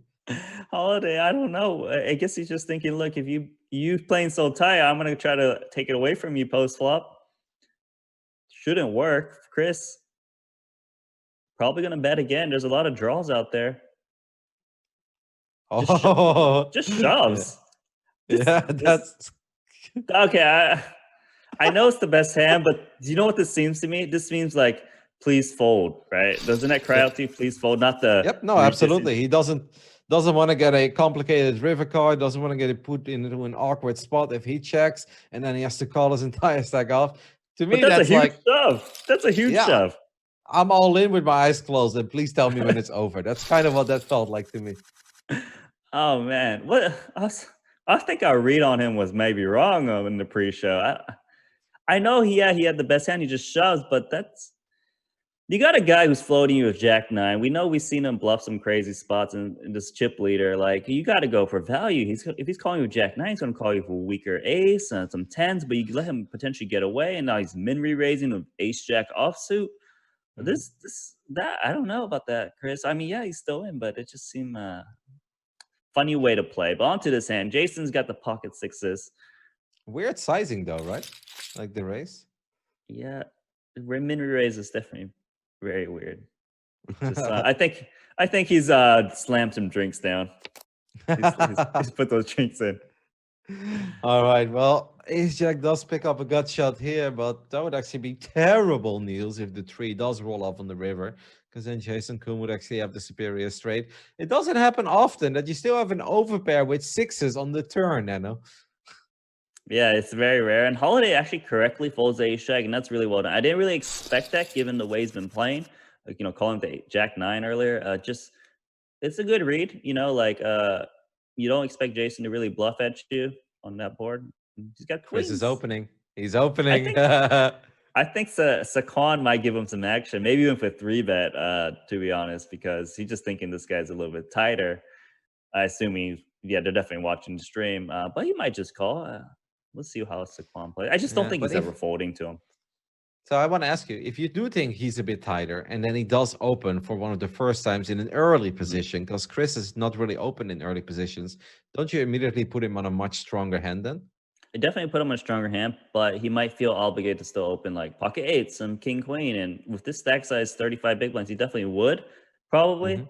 Maybe not when he had 20 big blinds. And they have a lot of hands that could still fold. And you can see Saquon is probably thought the same thing as I would expect, is maybe you want to 3-bet this guy. But when this guy picks up queens, like obviously he's not going to fold that hand. Now you're going to have to fold your ace deuce suited. That's really funny that's your approach there. Because, I mean, it makes sense, but I would almost immediately put him on a monster with the way that he has played so far. And it feels, at least to us, that he's clearly trying to ladder a little bit here at the final table. The pay jumps are massive. Like, I would put him on a monster there, like an ace king suited, an ace queen suited, or, an absolute premium pair. Yeah. I think, I don't remember, he might have opened the ace jack, and that's a hand he definitely would fold to 3-bet, I think, and probably maybe even fold ace, who knows. But maybe Saquon should have considered the flat call pre-flop, because then he can kind of maneuver post-flop. But then it sucks to just call because you got people behind you to act. So I did get that vibe that Saquon was basically thinking, like, I'm gonna try to. Yeah, I think you're spot on. I was just explaining my fishy point of view, where I'd be like, whoa. It's fishy, but I understand. Actually, what you said makes a lot of sense. But this separates me from you, pro to pro StarCraft player.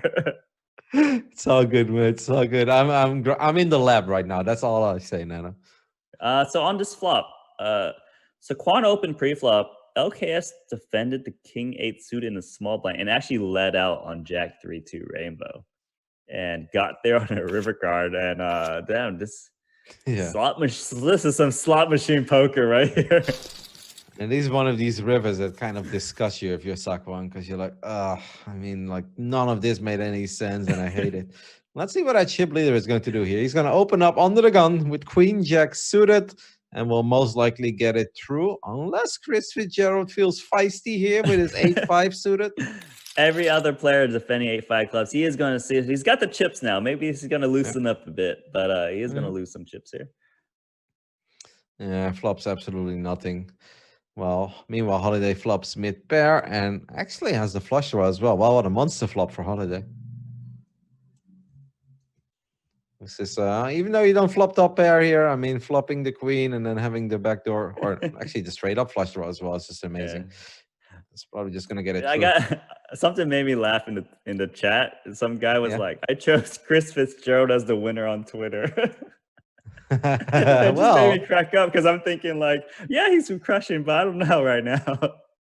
I mean, to be fair, like, you know, obviously some of the folds been a bit nitty, and that's all good. But he entered the final table with 1.6 million chips. He's sitting at 3.1 right now, almost 3.2. Yeah, before the blinds kicked in. Yeah, it doesn't really matter. And like 3 months from now, is anybody gonna be like, yeah, Fitzgerald only won the final table because he got aces against kings? No, if you take it down, you take it down. No, you put it on your resume. For sure, for sure. So, but you know, maybe things will mix it up. He's got the chips. Pablo is going to keep up his pressure. Gets defended by the 9-4 suited. I find Holloway has been very tough to predict because in the beginning he was actually playing very tight. And now after losing like 1.1 million chips because he was above 8 million, he's suddenly kind of just opening up and he's betting and he's playing a lot of hands. He's got bottom pair here with the 4s and had a backdoor flush draw, but that one bricked. But he's still good. Min bet the flop. He just bled out minimum, man. Pablo called him the ace-10 high, and yeah, Holiday is even though he's lost some chips here and there, he actually has like the same stack he came to the final table with. So I'm not sure why he feels like things are falling apart, possibly, but still massive chip leader. Yeah, he might not be feeling that. I gotta say though, I have had this feeling as well. Like even if I am a chip leader, if I go from like 140 big blinds to 110, then suddenly I'm like, oh man, like what am I doing wrong? Like where is it going wrong? Well, you're still like you're looking around you and everybody's like 12 big blinds, 14 big blinds. It's like it feels bad mentally when you're losing chips. Yeah, but you know, like the blinds do go up and your chip count does go down in big blinds when that happens. All right, so these two are gonna throw a little chips in there. They both have a flush draw. Obviously, the one of Sakwan is a lot better. Paris is king on the turn as well. This would definitely be the wrong hand for Holiday to get adventurous, because I don't think that Sakwan would go anywhere.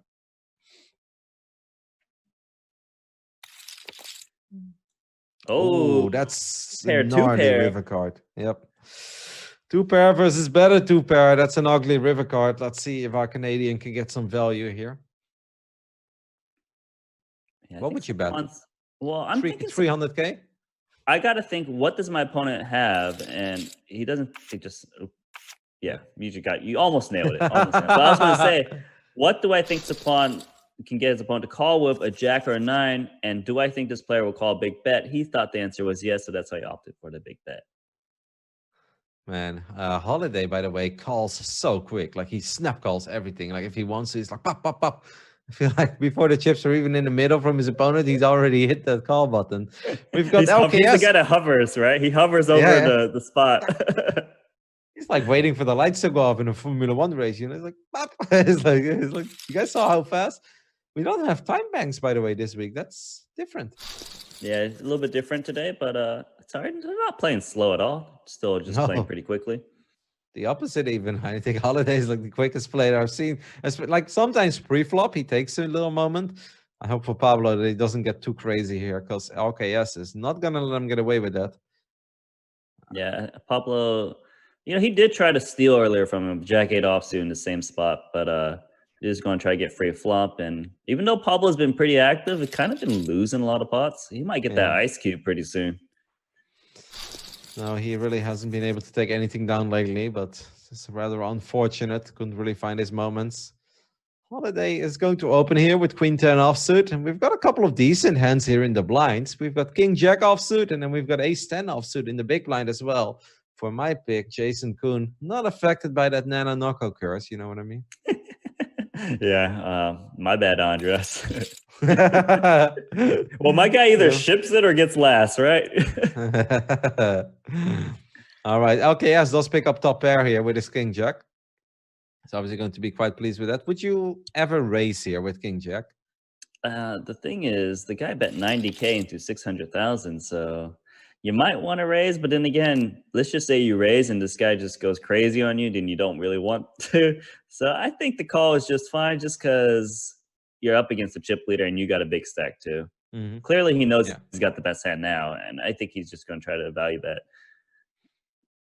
I don't know. Probably will go 400K? pretty big as well. Big, Yes, huge. over bets in the pot even. But Holiday's got absolutely nothing, so he's going to get out of the way quickly. Yeah, did you see how quick that call was again on the... or that check back on the turn, rather. That was lightning quick, like 0.1 second. Pop! Yeah, Holiday is a hoverer. He just hovers over the action he wants. Like... I love that, the hoverer. Of course, guys, if you're enjoying the show, make sure to follow the Twitch channel here, GGPoker Official. There are a lot of cool shows heading your way in the upcoming weeks. Of course, with the World Series of Poker happening over at GGPoker at the moment as well. And plenty of giveaways. I know a lot of you guys are here for giveaways, but those will always be happening as well. And we are, of course, here every Tuesday evening, 8 p.m. Central European Summer Time, so 2 p.m. Eastern, 11 a.m. Pacific, and the Asian time zones I'm not that good with, but you guys know the drill. Make sure to give the channel a follow, because it's going to be worth it. If you love poker, all kinds of poker heading your way over here on Twitch. Yeah, for sure. Limp pot here, gonna be a bet, and I want to say usually a call, but he might just fold this. It's got, yeah, it does fold correctly. When you fold, you know, you're gonna fold correctly, of course, here and there. But I wanted to point out that yeah, those bracelets events are going on, right, on GG. Yep. Regularly. I think today there was a 10K short deck. So to be honest, I wouldn't be surprised that Jason Kuhn is final tabling this tournament and also playing that 10K short deck at the same exact time. Well, let's see what he's going to do here with fives. We've got a couple of interesting hands this round. Queen Jack suited is going to open. Fives will fold. Sevens are going to make the call. But we've got Sakwun with the pocket queens in the big blind. Not a bad hand to wake up with in big blind after you see some action go around the table as well. Yeah, I would like to see him re-raise all in, I see. Yeah, I think it's fine. Of course, you can re-raise smaller because these, I feel like you don't want Holiday to fold. He's still going to call you sevens. Wow. That calls with the sevens. Okay, that's a little bit of a punt, I think. But, I mean, maybe get lucky. He needs a 7 and a 7 only on the river. Otherwise, Sakwon will get a massive double up here. That's not a 7. It's pretty close. A 9, though. Wow. That was a big call with sevens. Yeah, that's a big blue 42 ice cube right now. Yeah. I think this guy he's had those drinks. He's had those drinks. Yeah. He's got those drinks. Wow. I mean, like, sometimes you may think like you're flipping and maybe you can, you know, maybe you feel like you run good. I don't know. But the fact that he also made that decision in 0.1 second is like, if this was a 90K or 180K chips, no, this was This 2 is what he million does. chips. He takes his mouse and just, you know, hovers over, click, when he's ready. Well, Pablo had enough of these guys like battling it out with each other. He's like, give me some of those chips of Holiday as well. If he's distributing like them like this around the table, I want some of that, is what Pablo said, and he does pick up a pretty decent pot there. Okay, Holiday got ace jack. You're just gonna ship it now. He's just like, I'm done playing you guys post flop. I'm all in. Gets it done. So sick. Jason shows him the king queen suited. And gives us an emoji. Let's go. Our first emoji of the evening. Yeah, Jason's the only one doing it. He's the only one doing it. But I like it. Jason's like a super chill guy too. Like you know, he'll always be very chatty, whether you're pro or not, and just very friendly, keeps the game lively. This is the type of guy who's just a true professional and just very fun to be around. So I like to see him use those emojis. And, you know, he knows that Holiday's on a holiday. So I'm going to show you what I folded to king queen suited. I feel like a lot of players, whenever they show what they fold, they're also really hoping that their opponent shows what they went all in with. That's something that I've Oh, picked up. Yeah, so when I watch a yeah. lot of streams, they're like, "I'm gonna show them this card," and then the other guy shows it like, "Yeah, he showed us the set of sixes." You know, like I saw that a couple times this That's week. very true in live poker. When someone shows, they always feel like they should show you back. You're Hmm. definitely very true there. And look, Jason Kuhn. Okay. Whoa! Chris is back to let me play how I should be playing, making some moves. Because Chris, I feel like he's been setting us up. He's been like, I've been setting up this tight image. I'm a professional. I know that whenever I make a random 3-bet, it's gonna work with 100% frequency accuracy because like it just seems so likely. So Chris, he 3-bet that King X offsuit, just knowing that Jason Kuhn's probably trying to pick on me, and that's good. I like to see that because I remember in Chris's hand history review in our pre-show, that guy was check raising an ace 4 high, betting the turn with just the ace blocker and potting the river, and that's not the same guy I see at the final table. But maybe he's back. Maybe he's just got a different strategy than you. Uh-oh, this can get interesting. Jason Kuhn is most likely going to open up here with ace-10 suited. We've got Chris Oh with yeah. ace-8. Will probably get out of the way, but the ace-king of Holiday, I think that's going to be a whoop, immediate all-in. And I don't know if Jason Kuhn will fold. I can't tell you what he's going to do because the truth is, ace-10 suited might be the best hand against Holiday, given what you've kind Yeah. of been seeing. And he's the shortest stack at the table at this point, so. Yeah. Holiday is definitely going to re-raise. We just don't know how many chips. Yep. It's all of the chips. I said it. I've got to read on Holiday at this point, okay? Yeah. Yeah, it's a I'm huge with you. I shove. actually think this is a very tempting call for Jason Kuhn. He's going to use some time bank here just because, like, he could easily be ahead here. He could even be crushing possibly if he's up against the ace-9 suited, ace-8 suited. Jack-8 offsuit. Queens, the Jack-8 off. Yeah, I'm just like, I'm trying to give Holiday the benefit of the doubt here. You can see Jason's really thinking is like, am I going to get a better spot than this to potentially double up? And he is going to fold. And Holiday shows him the ace king. That's the thing. You show your hand, and he will show you back because Jason showed the king queen suit earlier, right? Mm-hmm. That's exactly what I said. Jason with the I want to call. I love these emotes. Nice play.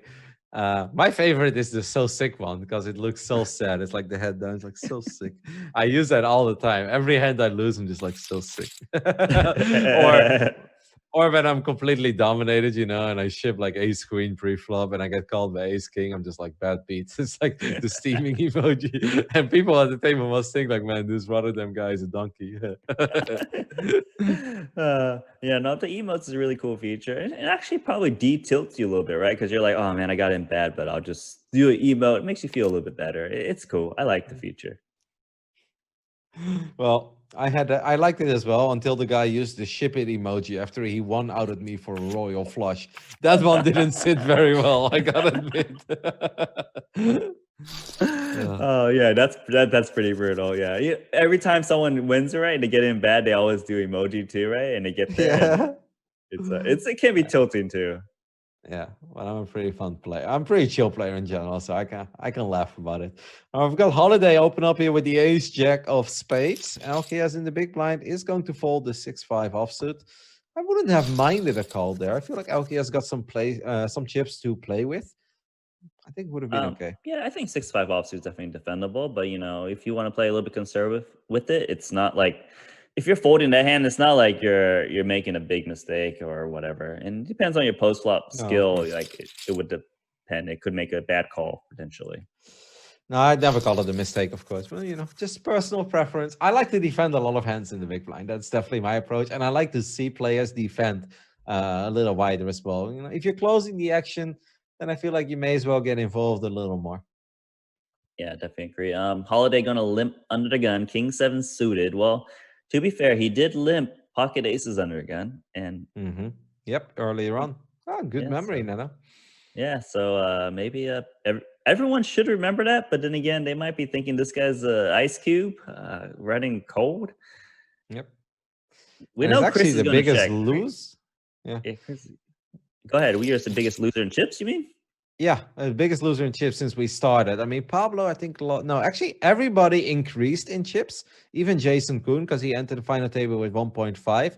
Holiday entered the final table with 7.7. So he basically lost 3 million chips, while every other player that's still in the tournament increased their chip stack. Now, of course, the blinds did Robin go up Hood. as He's well. he's the Robin Hood of UAE. You know, he just spread some chips everywhere. A little bit here, a little bit here, a little bit here. But he'll take it back, right? That's what Robin does. So then.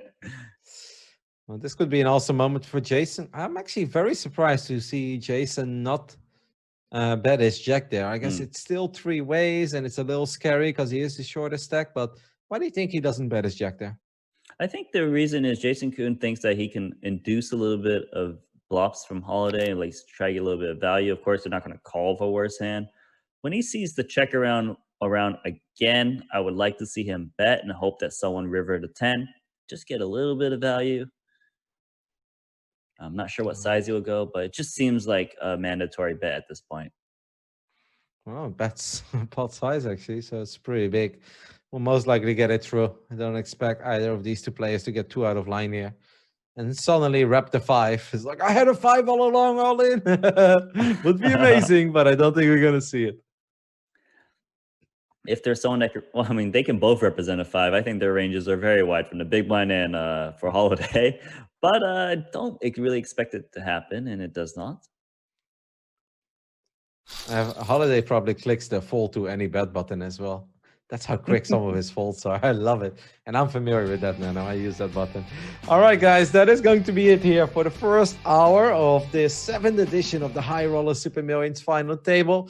I am definitely enjoying the action. We're seeing some crazy plays, some awesome plays, some proper plays, and just some wild plays as well. I'm having a great time. As you guys can see, we're going to give the players a 5-minute and 30-second break. And us commentators, we're going to do the same thing. We hope you guys are enjoying it. So we'll be back in a couple of minutes. Once again, giveaways are always happening here in the channel, so keep a close eye on the Twitch chat. And of course, if you haven't done it yet, make sure to follow the channel today. If you really can't wait, you can always use promotion code GGTV over at GGPoker.com. If you're in one of the countries where you can play on GGPoker, you should absolutely give it a try. Really fun website. That's it. We'll be right back, guys. In roughly 5 minutes, we'll continue with the coverage of this final table.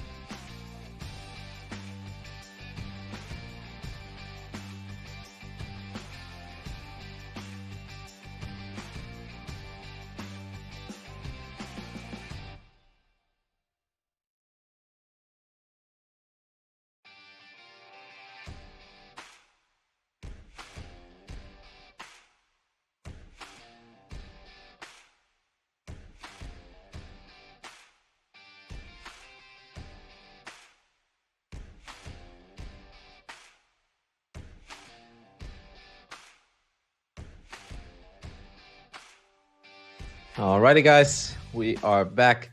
30 seconds until the action will continue here at the 7th edition already.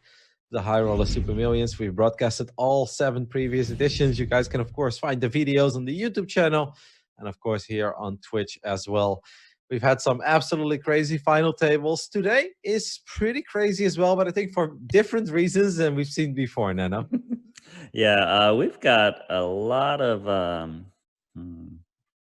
I'm not sure what's the way to say it. People who play for a little bit more fun than professionally today, and they've been really showing it here at this final table, and it's been fun, right? It's like a different kind of final table. It's not like all these sick pros playing each other today. It's just a bit of wild randomness, but it's been working in some spots and hasn't in some. Is this really anyone's game? I'm not sure who's going to ship it, but I know that Holiday just raised that ace jack ace jack offsuit so fast. I didn't even get time to even say anything. It was like insta click. Yeah, no, he's a clicker. He just smashes buttons. I watched a video of you actually a long time ago where they made a little a special highlight video of you about like how quick you play on many different tables. I don't know. This video is He outclasses me for sure. This guy is so fast. Well, on one table. I don't know if he would do it on as many tables as you used to do it in your glory days, but Chris is thinking about whether or not he wants to get super adventurous here, but I would be very surprised after the plays we saw from him before. I don't really see a way for him to do is it. he just wasting his time bank? This is a weird play. He's clearly there because he limped. Yeah, exactly. Sure, your opponent's playing crazy, but you still don't want to play queen 6 offsuit for a raise out of position. Because it's never going to be good unless he just really felt like I'm going to ship it. But if he would have shipped it, Holiday would have snap called him anyway. So obviously we still have 6 players left. Min cash here is going to be 92,000 for any of these guys.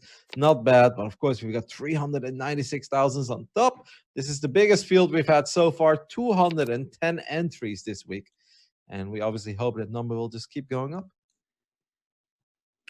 Nice. Almost the nut low. Almost. Queen high might call because he did call him with queen 7 high exactly before, I'm pretty sure. Or was queen 5? It does make the call. Wow, this Saquon is outplaying Holiday right now. What a call. I have the feeling that if Holiday wants to bluff, like he needs to bluff a little bigger. Like these, I gotta say that I didn't expect the queen high call. Like that's brutal. That's almost humiliation at that point. If I get called like queen high on the river, it got Holiday to snap call to king 5 suited next hand, not even in the blinds, because Holiday must be a little bit annoyed. Saquon's been playing really good against Holiday right now. All of his chips is pretty much from Holiday. Yep. Obviously had one massive hand. Was that the 7s? Or yeah, I think that was 7s, right? 7s. Yeah, the 7s called his queens. But he also won all these post flop spots against them too, you know? Yeah, or he chopped the one with the queen high call. All right, a limp with 4 or 5 suited over here from the hijack. King 10 in the small blind. Pablo's been a little more quiet over the last few hands. Obviously, some of his 3 bets didn't really work out anymore, and he is chipping down. He is now the 2nd shortest stack at this final table. Yeah, and LKS got the suited king. Get a free flop, or does he want to be aggressive? Usually check is pretty good and does check. This is going to be fun because it's 3 ways and none of them really have a lot. Obviously, there's a gut shot for Pablo, but on a paired board with the flush draws. Well, okay, just drills the queen on the turn. Well, he's got a little something now, Nana. Yeah, he's got something now. The question is, do you bet and try to get an ace or a queen to call? The answer is yes. I think a bet makes sense here because there's still a lot of bad river cards. I mean, imagine if the river card is a 10 or a king. You always hate to see that. And on top of that, a spade could be some trouble. Another pair on the board could be some trouble as well. So I think it makes sense. Takes it down there. And that's nice for Pablo. Finally picks up a pot again. Yeah, definitely agree with that. So we don't have the same chip leader anymore. Actually, Spicy Chicken Sandwich Saquon is the new chip leader. Yep. That's the first time tonight, and I honestly wasn't sure if we were going to see that because, like I said, I've seen chip leaders before, but coming into this final table, Holiday had 5 million chips more than the second place, which was actually Sakwan. So at least the top two is still intact. Gotta say, unfortunate there for LKS. Picked up aces in the small blind, but there was no action before him and got no action from the big blind. So you hate to see it. Finally get your aces, and then everybody just folds. Okay, so Jason Koon's got a spot where he can potentially just squeeze all in here if you think Holiday's opening loose enough, which I think the answer is yes. He's got 21 big blinds. He knows Saquon is actually usually never going to call a shove because Saquon would re-raise Holiday for sure with any good hand. So this is a good shove by Jason Koon because he only has to worry about Holiday, who's just been opening some garbage hands as well. Don't tell me he's. I mean, I feel like whenever he uses a time bank, that's already indicated that he's going to fold because normally he makes decisions immediately and does lay down the 6. Wanted to flick in the call. You saw that. He's just like, maybe I just gamble it up and just hit it. I mean, 6-7 suited can flop all right, but that'd be one hell of a play for 2 million chips here at the final table. But he now chips down to 4.1, and even LKS is within striking distance. This can also get some trouble because we know that Holiday doesn't like to fold pairs. He does have mid pair here with his tens, but Pablo Silva has the ace-8. Okay, makes a good fold there. Gets rid of his mid pair. Yeah, I think the bigger sizing just scared Holiday away a little bit.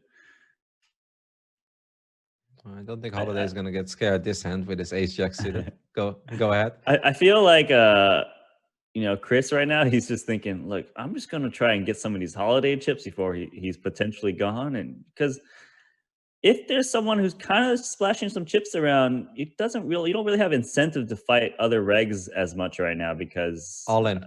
You might get some breaches. Limp shove would be really, really nice. It's also 40 big blinds, so he's just going to limp call. Wow. This can actually work out. Yeah, I think obviously it's fine. I was memeing with the all-in. It's just because he's been playing a little crazy. I don't say that's actually the play I wanted him to make. But yeah, this is working out really well for him because Saquon has absolutely nothing. Meanwhile, Holiday picked Okay, this is now you can do your meme. The all-in, check raise all-in. I mean, I would have actually loved to see him call one more time there because that's such a cool spot. And there is a chance that Saquon bluffs off even more chips there because his hand was incredibly on the rep there, right? Like you limp, you call, like you don't really put somebody like that on ace-jack. Well, I do think that Holiday thinks that he's playing a bit wild, of course, and because he can see his own whole cards. So he was probably thinking, look, if this Saquon guy had like king jack, queen jack, he's not going to fold this hand to me ever. So he got a little bit, he got too excited in that spot. I think if you went for the check raise, you just check raise a little bit smaller. But the Battle of the blinds over here. I love it. Pablo raising it up at jack 4. Does make top pair, but Saquon flops the flush. Actually flops the open-ended straight flush draw as well. Not bad, Nano. Not bad. Yeah, we might see our first straight flush. Come on, get there. Pablo checks back to top pair in a weak flush draw. This is the correct play with a very marginal showdown type hand. So Quan should bet. It just if the opponent didn't bet this flop, he's not gonna bet the turn or something. So you got to go for value and big bet coming. Yeah, that's a much bigger bet than I expected for how strong his hand is. Let's see what Pablo does here. He does have the 4 of hearts. May see that as a blocker. And he does make the call. The board pairs on the river. I feel like Pablo should be able to get away from this. Like it is top pair. And sure, you made a crazy play. And you did end up with top pair. But do you really want to go broke here? Seems like Saquon wants to just shove all in here. Yeah, I don't think it's tough. But I think you have to fold here. Well, let's think about this. Remember that Pablo had the hand ace queen earlier against Jason Koon. He was like, man, I really want to fold, but he ended up making a call. Maybe this time he's like, I really want to fold, and I will make the fold, especially when it's your tournament life this time. Yeah. Oh, and he makes the call. Oh, went for the play pre-flop with jack 4 offsuit, made top pair, but his opponent flopped an absolute monster. the queen high flush with the open and a straight flush draw. And that means we are down to 5. I believe that was $92,000. That Pablo played great as well, especially earlier on into this final table. It's kind of sad to see him go, if you ask me. He played like a Brazilian, really just keep fighting and fighting, and still got 6th place, still did pretty all right, and I'm sure we'll see him again because he's got the skill set to potentially ship the tournament. And he's got the jacket. Don't forget about that. He's got the puffer jacket. That's right. All right, we got some 3-way action here. This does mean that everybody that is remaining on this final table at this point has won $123,000. That's pretty damn sweet. But obviously, if you get this deep, you're hoping for more. Potentially taking it all. 396 on top here. We see Saquon now actually having a pretty dominating chip lead. 6.6 million is going to fire into this spot, and Jason Koon makes the call here with all the backdoors, but that's pretty much all he's got as well. Yeah, this is a pretty impressive call by Jason Koon. Saquon kind of took that approach like, oh, let me just try to outplay Chris Fitzgerald post flop by just calling a queen 9 suited with his chip lead. Chris is gonna fold his inside straight draw, and Jason Koon still got best as long as Saquon doesn't bet again. But it's very hard to bet here again because it really looks like Jason's got like a 7 at least. So let's go check. Well, they both end up with nothing. So ace high is still good here on the river. Let's see if our chip leader decides to get feisty, or maybe Jason Koon will. After it went check on the turn, he will check one more time on the river. Let's see, a spicy chicken sandwich, as his ID previously was, is going to fire one more bet here on the river. This would be mighty impressive. Work. It could work as well. If you bet like 800,000 or $1 million here, I think you get a 800,000 exactly. Yep. That is Saquon's been playing pretty good. Like I don't really remember his performance previously when he got 3rd place, I believe, but he's been playing some good poker. Like I mean, if Jason can make this call, this would be mighty impressive. But regardless, it's well played from both guys, I think. I think if it was smaller, I honestly think he'd be willing to do it. But 800K, if you're wrong here, you're left with 1.3 million. It's so tough. And that's why I love that sizing on the river. Like if you're bluffing on the river, I feel like it needs to be proper. You can't just make it that appealing where your opponent is almost so curious that they may as well call it off. And I feel that's where Holiday went wrong a couple of times. It's like, you want to bluff, like don't bluff 100K or 150, especially not if you're sitting at 7 million chips. Come on, make it difficult for them, right? Yeah, definitely agree with you there. And yeah, spicy chicken. He's gonna show you what to do with that chip lead because he's playing very good right now. And Chris has got Jack 5 suited in the big blind, a very defendable hand, and flops middle pair. There's a backdoor flush draw there as well. Not all that bad. LKS King 8 high. It's a very good board to see bet still, just because you don't expect your opponents to defend 5 and 3 too much. So there's a lot of hands your opponent will still fold on the flop, but so he is going to fire, but we know it's not going to work. Well, with Chris, no, I think you're right. Nah, you don't defend Jack 5 suit to fold this flop. No. Obviously, I'm with you there. He might actually he's going to make the call, and we'll probably check one more time here on the turn. The 10 obviously doesn't do much for him. And it is a little bit of a scare card, right? It's definitely a scary card. I just don't know if LKS is going to bluff that card. And it's a tough card to bluff because you really don't have anything. But if he's capable of doing it, it could definitely work. If he does it, I want it to be big as well. At least 600, maybe 650. Yeah. Otherwise, it's pointless. He bets 330. But it's still tough for a Jack 5 to call here because you're like, man, this guy you look like you're value betting me. And these chips are very important to me. LKS, I think he's picked up on the fact that Chris has been kind of tight because he's probably watching the stream too. And just like, I don't have anything, but I'm still going to bet into this big blind. No, you're right. Okay, wow. Chris does make the call, but it's the 8 on the river. Oh, I always hate it when people are in tough spots. They make good calls, and then they get punished by the poker gods on the river. I hate to see it, Nana. Yeah, I feel you for sure. Now, LKS Probably has the best hand, but it's a little bit scary when this tight guy check calls you on the flop, check calls you on a turn where like he might not even call you 5 or 7 on the river. So do you value bet?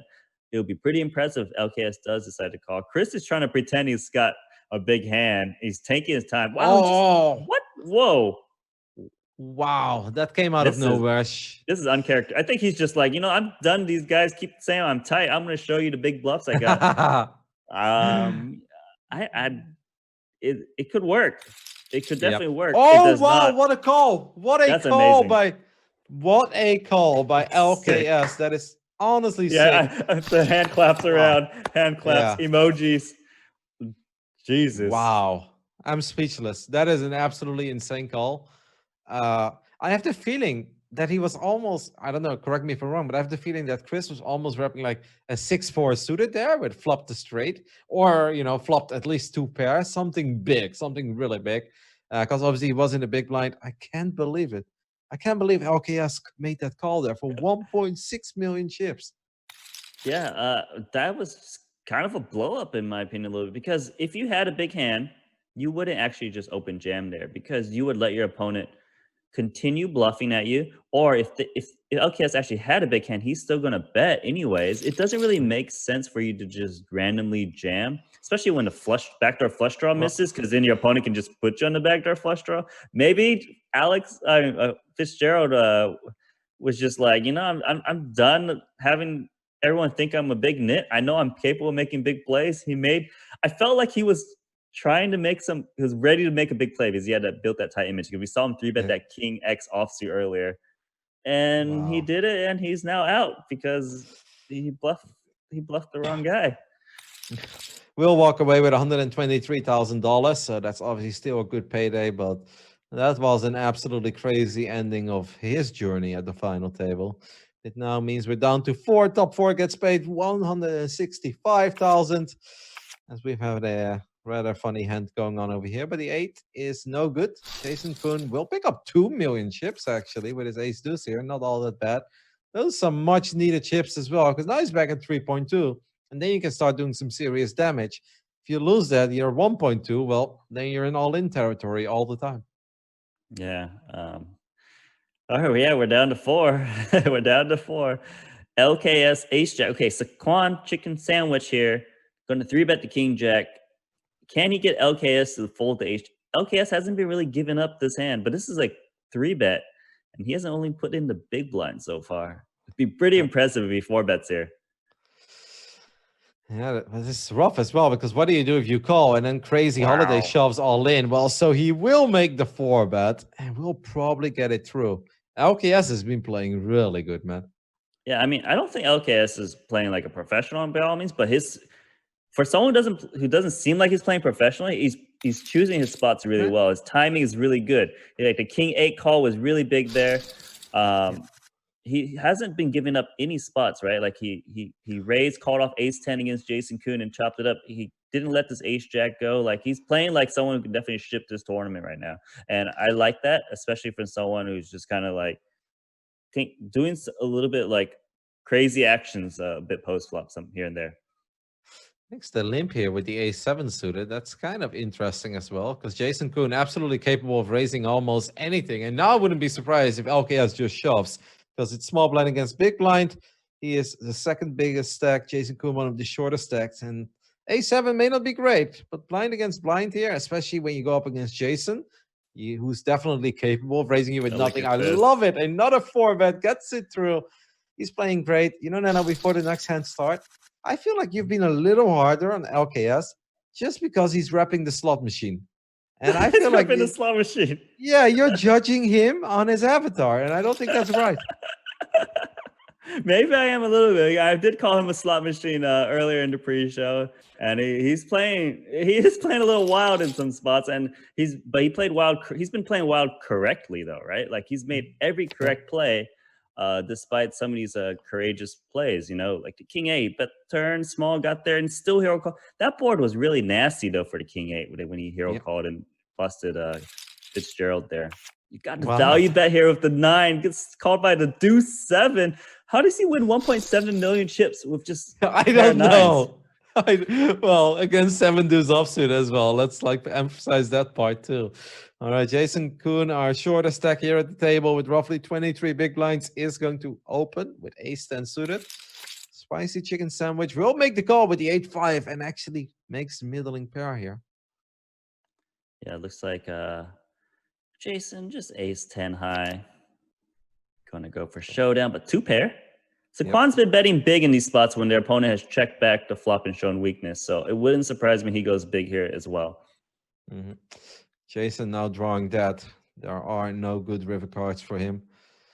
So definitely be best to get out of the way, and that's exactly what he does. I mean, 20 big blinds, it's still possible, but it's not the most comfortable position to be in. Yeah, well, Jason Kuhn's still, I mean, he's top 4 right now. It's pretty good. Yeah. Check 7. Okay, that's probably gonna raise it up a little bit here with his king queen. No, he's gonna keep the pot slightly smaller. I mean, these are of course the 2 chip leaders, and they're pretty massive chip leaders. So I guess it makes sense to not trying to play like massive pots. And if you 3-bet with king queen, but then your opponent 4-bets you, then it gets gnarly, right? Yeah. Of course, raising would have been the standard, but so far it seems fine to me. Saquon did min bet the flop. Turns the jack, gets a little value, and LKS, is he going to go for value of king queen? He's going for more, but he got paid off with the queen 9 earlier. And this is some good hand reading. Just thinking, look, if you had an ace, you would have raised pre-flop or something, or kept betting. I think LKS is playing fantastic, honestly. I love the way he's been playing tonight. Let's see, ace deuce. Do you get this vibe he wants to re-raise his hand? It's like, yeah, but just when I said that, now he's gonna fire in a million chips, and he's just like, okay, maybe not the spot. But he is going to re-raise. I do think it's a good spot to re-raise because Spicy Chicken Sandwich probably will fold a lot. He's got the chip lead. Spicy Chicken Saquon will re-raise the button a lot against Jason Kuhn's big blind, so it doesn't mean he's going to lose his pot, though. It is 10-9-9 flush draw, and no one's Saquon. He's got ace queen high, but he doesn't have a backdoor flush draw. But to this small bet, he probably will continue. Yeah. I feel like we might chop this one up. I've got a feeling of a paired board. It's going to be a 10 or a 6 on the river. Just got that feeling, Nana. All right, let's see what LKS does here. Neither player having much. Obviously, Saquon still has a pretty strong nothing. Not just because of the ace, but the queen kicker as well. Probably just check it here. It's going to be a jack, and that means that ace queen is still good. But there are 3 spades in the board now. LKS decides not to get crazy. And if I was Saquon, I wouldn't get too crazy either. Ace queen is pretty strong on a board like that. And he's going to check it back, and we'll take down a pot of 2.4 million. It's not bad. Yeah. It seems fine how the hand played out by LKS. I would give up too. Just too likely Saquon has a hand that can't fold. You know, like Queen Jack, would have paired Jack. It just makes a lot of sense. Jason Kuhn going to try to grind out Holiday. He's got the King 9. Holiday with the Jack 8 is going to check. And we'll make a pair of 8s on the turn here. And on ace 4-4-8 board, that's something you're going to feel pretty good about. Small blind against big blind. We'll check back his 8. Let's see if Jason gets adventurous on the river. He does not. Holiday, some value. I'd like to see a little value. There we go. I don't think the King 9's got to pay off, right? Like Queen High's been good against Holiday before. So King High definitely going to be good. And this board is even drier. I'd be surprised if Jason Kuhn folds. The thing is, for Jason Kuhn losing 225,000 chips, that hurts a lot. It'd be pretty impressive if he folds his hand. All his information's been saying you can't fold this spot. Just because Holiday has been betting and losing to Queen Highs post flop, I don't know.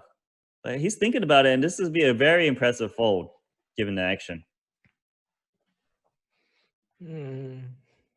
I think he will make the fold.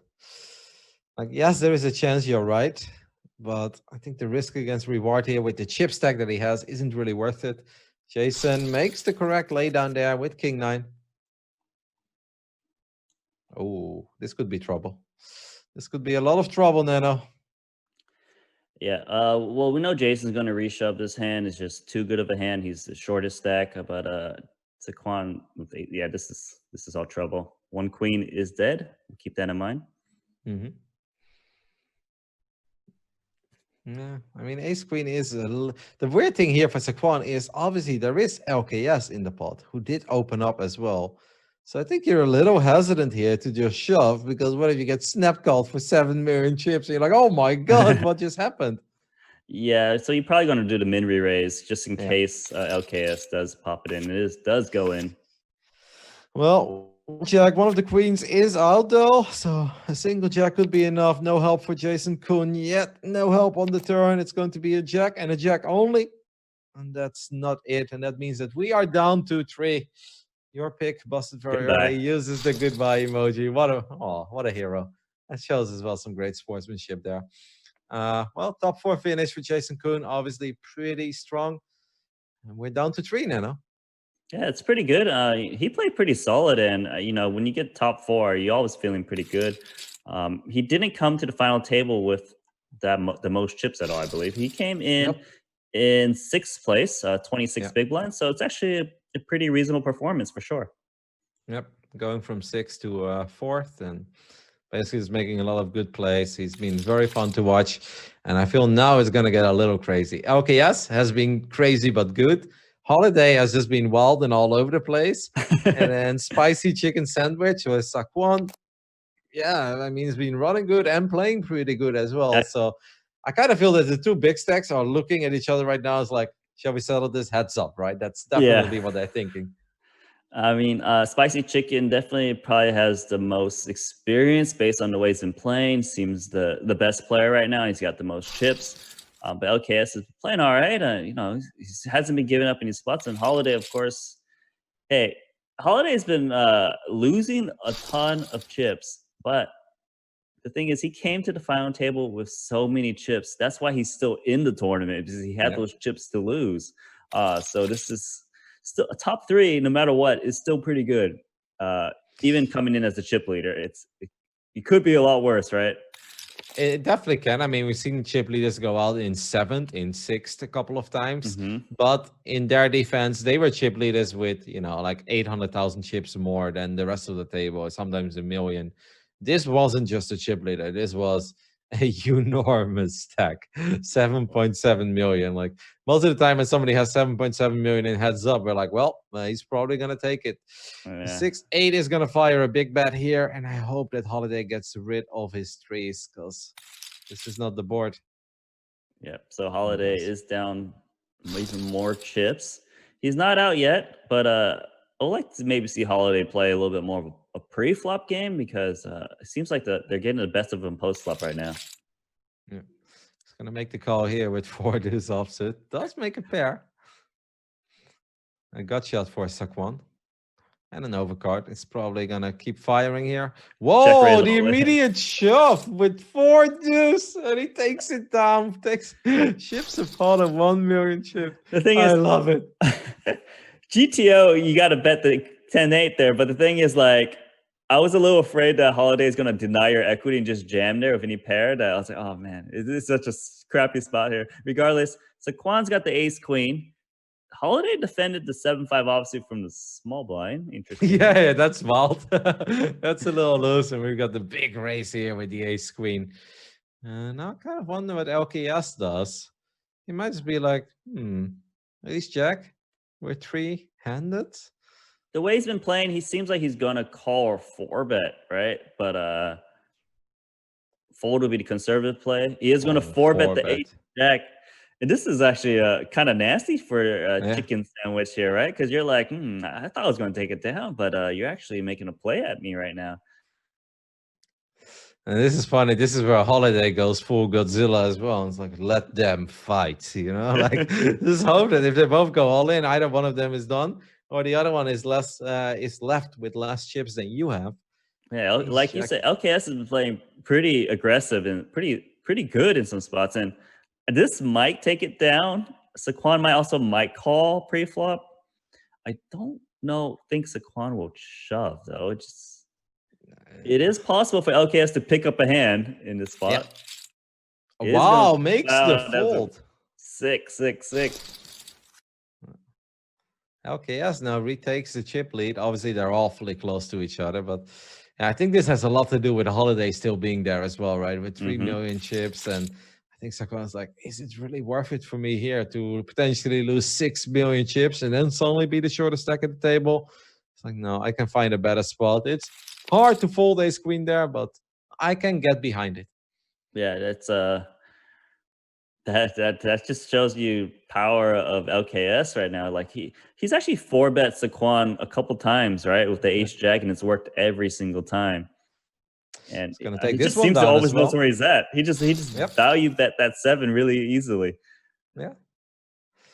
This can get interesting. We've got a 6-5 on the button. Then we've got the king 9 suited in the small. What? Well, he just snap folded the ace. Okay. Yeah, he's just like, let these guys battle it out. Yeah. He's like, it's getting personal between these two. So the 6 is still good, but obviously LKS has an insane amount of outs here.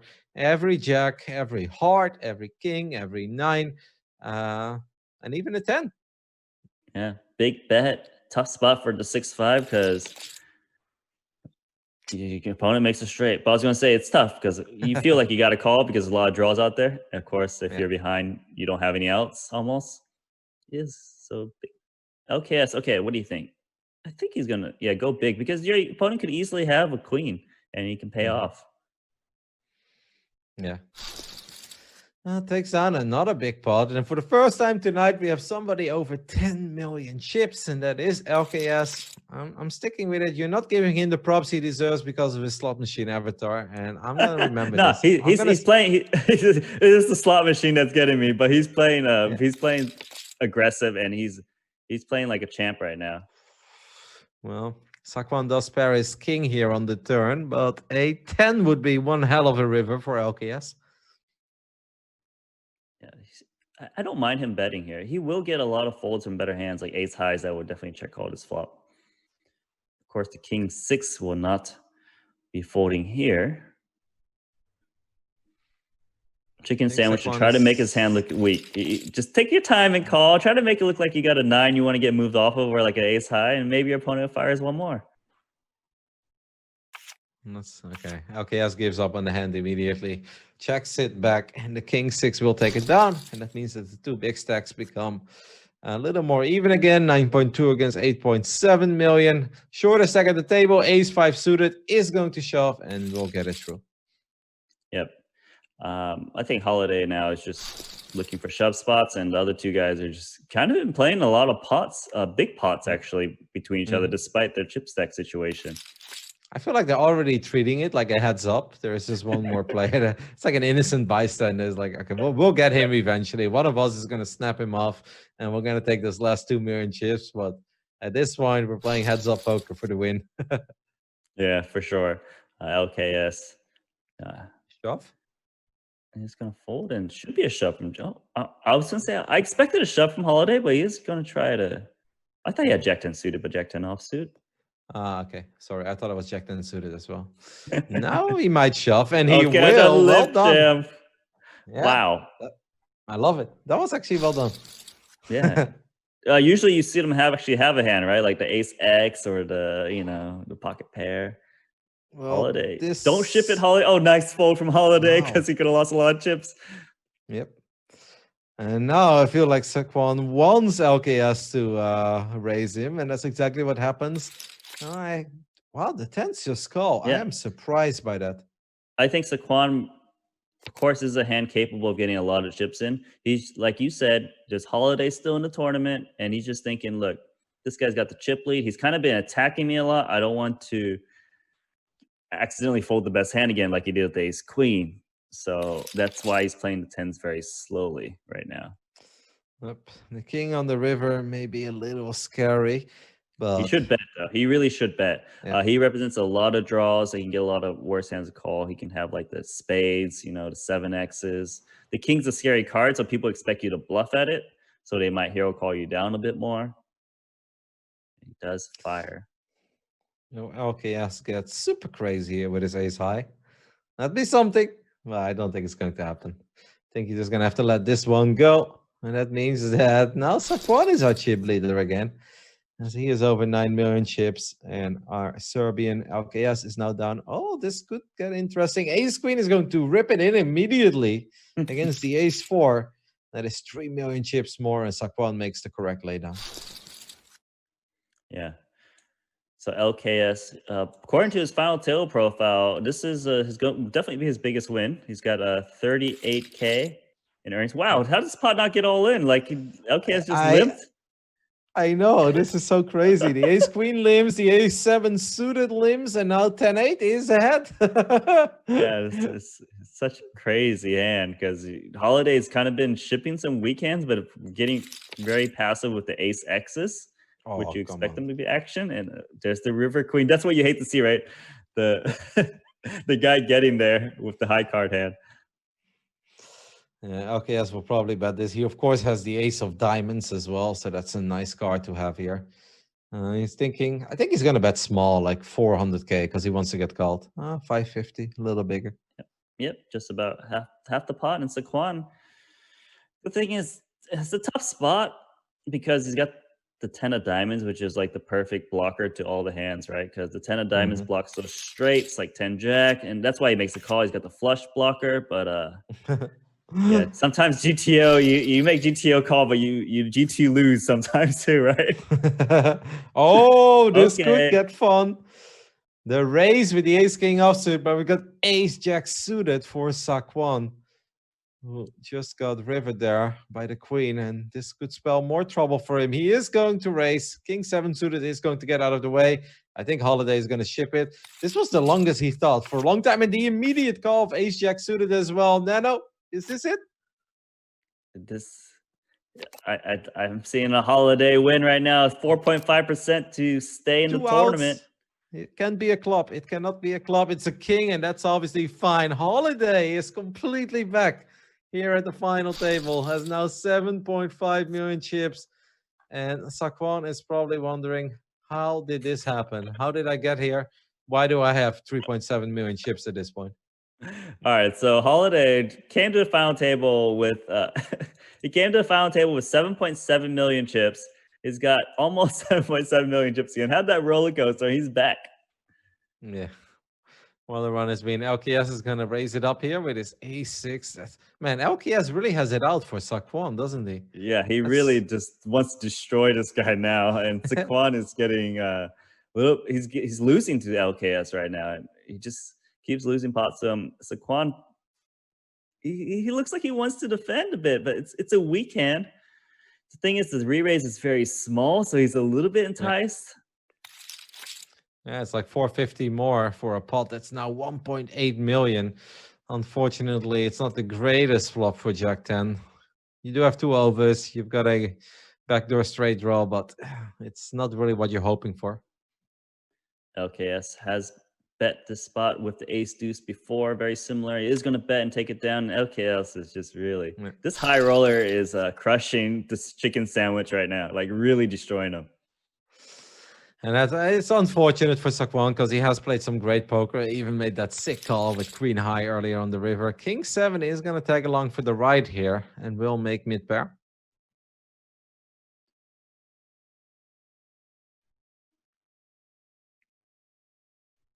Yeah, the chicken sandwich.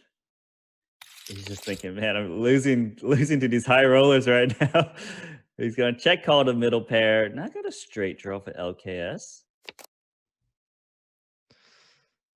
No help on the river. Meanwhile, Saquon feels pretty good about that river. He's been betting these spots, but I feel like a check might be a good option because people like to kind of stab at the king. Is going to bet. Yeah, I do expect him to bet, but I think a check might have been a good play potentially. Well, he's back to almost 4 million now, so still plenty of room to work with. Has ace jack again. This time it's offsuit. Is this going to limp? I think hoping for another raise out of LKS. LKS not going to take the bait. LKS does make mid pair, but Saquon, of course, with a pair of aces now in the lead. Yeah. Saquon is going to bet out. Yeah, he was looking for the limp jam, but still going to get it. Oh my goodness. I can't even finish talking when you see that 8 on the turn. Oh gosh. Well, LKS's court's going to bet this turn and going to bet the river. How much? It's the question is how much is Saquon going to lose in this hand? Wow, that's a really small bet as well. I mean, obviously bet pretty small in the previous spot when he had nothing, took it down from like 600K into 1.8 million. That makes a very small bet. Saquon is probably feeling really good about his ace jack here. Probably feeling like it's a little under-wrapped and that his opponent will never think he has a hand as strong as ace jack. Little does he know, LKS is sitting on an 8. Oh, the Saquon leads lead. out here. Yep, leads out on the river. Oh, I have the feeling this is it, Nano. Yeah, well, LKS is definitely going to put a lot more chips in. How much did he put in? 2 million? You want to make your hand look like a bluff. 1.5 million.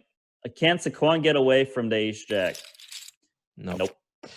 He's going to make the call immediately, and he's going to be disgusted to see the jack 8. But, you know, he didn't raise pre-flop, Nano. He could have raised it. He limped. Yeah, he could have. And now he's... The thing is, can you imagine you're three-handed. You expected to pretty much ship this tournament or maybe get top 2. And now you're the clear short stack, not even close to second place or first place. This is like a disaster for a professional right now. Like, just everything just crumbling down. You're just like, please double me up so I can get back in it. I mean, even if Saquon doubles, he will still be the shortest stack at the table.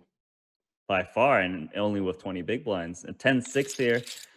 Going to fold. Well, I LKS, mean, if he doubles through Holiday, then they're very close, but he would still be shorter. But LKS, again, one more notch for him against Saquon. It's literally like, let me just keep those check marks. You know, when you're in prison, how many pots have I won off of Saquon? Chalk it up. Oh, well. We've got a little three-way pot here. I feel like it's been a while since we had a three-way pot. Nobody really has anything at this point. There is a gut shot for Saquon. He needs the 10. It's just so hard to make these kind of calls, right? Because what if your opponent does have a queen here? It's tough when you have this chip stack because those two big blinds are very important. Now, if Saquon had 3 to 4 million, he definitely would not be folding. And now Saquon is all in. Holiday is going to finally get it in with Saquon. They've been battling a bit earlier in the tournament. Oh no. Nope, that's not the flop you're looking for. We need an ace and an ace only. Otherwise, this is the end for Saquon. And the river is not an ace. It's going to be a 10. Wow. Third again. He got third again. Spicy chicken sandwich, Saquon. I don't know. We'll walk away with $221,000, but he was over 8 million chips. I think at one point, 10 million chips even? Or was it LKS? Yeah. But definitely over 9. Oh, that's a crazy run out. Sometimes that's just the way it is. That does mean we're heads up for the 7th edition of the Highroller Super Millions, played over at GGPoker every Sunday. $10,000 buy-in event, 2 million guaranteed.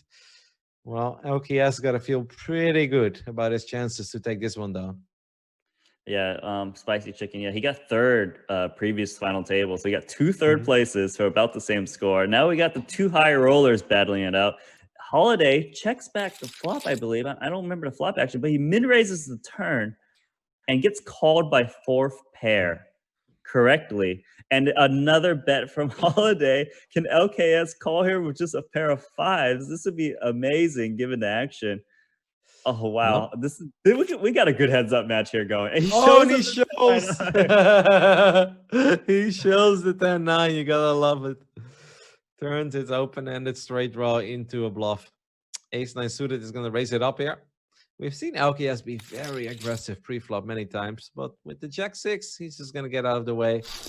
This is imagine if Holiday still wins this. That'd be a story. That would be amazing. I mean, LKS, no matter what he does, has been very good. But this is going to be a very unpredictable heads-up match, in my opinion. Like, these two guys are just splashing chips in there. They both got very even stacks and a lot of chips to play for, and they both play very, very fast. I'm not sure if you've noticed. So, and how much are they playing for? What's the difference? Roughly 100,000, right? I think. Let me just double check that real quick. But I think it's like 292 against 396, or no, exactly $100,000. 296 against 396. Yeah. So It's a lot of money playing for it. They're both high rollers based on their profile. And they're definitely playing like high roller, and they're playing aggressive. I mean, man, They're Holiday's playing runs like are it's a crazy. hyper turbo, Nano. They're playing like a hyper turbo. Oh, it's Holiday too went from sick. 7.7 million chips, right, all the way down to what, 2 million or so, and he's Yeah. back up to his chip stack.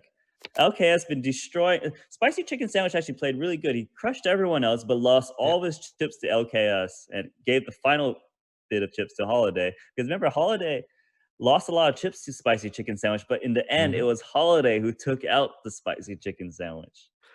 Yep, he lost a lot of the small ones, but he won the big ones. So win a couple 5-6 million chip pots in a row, and obviously all the small pots where you kind of got owned, they don't really matter anymore. Yeah, Ace they Jack don't matter. here. Yep. And Holiday, I feel like Holiday is like feeling really good now because you've noticed he's shown several hands to LKS post flop, just whether he's had it or not, and you got to feel good, right? Because man, you come to the table with chip leader, you have high expectations. Then you have really low expectations when you have like 15 big blinds, but now you're like up there again, and it's a lot of momentum for these guys.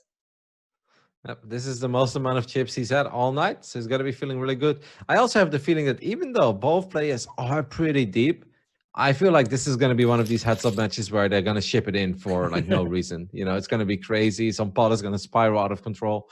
Probably not this one. I think LKS will give it up, but I don't have the feeling we're going to see a whole lot of post play between these two. Well, so what I see is LKS, he is going to try to grind out Holiday, in my opinion. He's a little bit less wild than Holiday. Holiday is just betting crazy. Of course, if Holiday picks up some hands, he can easily ship the tournament really quickly. So LKS should actually be trying to grind him out, take more post flop spots. But you can't give away too much, otherwise the guy who's raising every hand will win the tournament if you never make a hand. So Holiday's got roughly so fast. I know it's we just got to sit back, buckle up, and enjoy the ride because there is nothing else to really add here. 7-6 completely missed, no flush, so that queen may actually be good. Still going to fire 1.1 million on the river, raises the queen, gets the fold. Yeah, this feels like I honestly feel this is the closest I've got to StarCraft casting, Nano. It's like we got ace-10 over here, and the small blind's going to potentially raise it up 10-3 offsuit. May go for this is StarCraft. It's my ball game. It's super fast, huh? Yeah. Did you see how fast LKS raised the queen deuce with no kicker on that board, and how fast? And Holiday was check calling his flush draw so fast. Check call, bet half pot. It was just. I don't. They're not going to give us a break to come break down the hands. We just got to be quick. We just got to be. I mean, they're both really deep. Holiday was. I did some math in my head. I think it was okay. It's 100K now, so that's easy. 73 big. No, 200K actually. So he's roughly at 40, 37, 38 big blinds. And LKS obviously has a lot of them, over 60, 65 or something like that. So they are deep, but I still have the feeling this is so explosive with the pace that they're playing.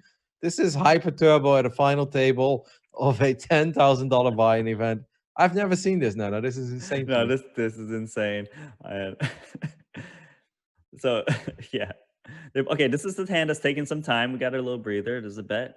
Holiday had auto fold on, like you probably mentioned. Here's the fold to any bet. Queen 9, Queen 9. It's going to get crazy. I can feel it. I love how they both have double suits as well. It's like not suited, but I'll take red, you take black. There's the raise. Holiday jams the Queen 9 offsuit for 37 big blinds. What? And it works. It gets the same hand to fold. This is wild, like you said, man. This is a hyper turbo with deep stacks. 10-5 offsuit against pocket tens. This would be the wrong moment for LKS to get crazy. He's going to try to limp. Holiday just ships it in one more time. Let's go. And LKS is going to pretend like he's got a decision here, but he really doesn't. Well, I'm not sure why Holiday should be. So Holiday knows his image is bad, right? And he's trying, when he picks up a hand, he's trying to get his opponent to try to pick him off. Unfortunately, his opponent never has anything, but that's the way he's playing. I feel like if LKS raises here, okay, he doesn't. But Holiday would have probably just ripped it in one more time. Like that's how he's playing at this point. Let's pick up a flush draw on the turn. Flush draw is one of those shuffleable hands, right? It's only 450 in the middle, but hey, why the hell not? Well, then he just snap folded the Jack 10. What? Yeah, Did that's crazy as well. He must have misread his hand. I don't know. He had the fold to any bet button on the flop, but didn't uncheck it for the turn. Maybe You're going real deep here, but you may actually be onto something. Yeah. All right. Holiday does have a pair of sixes this hand, but LKS is sitting on a pair of nines.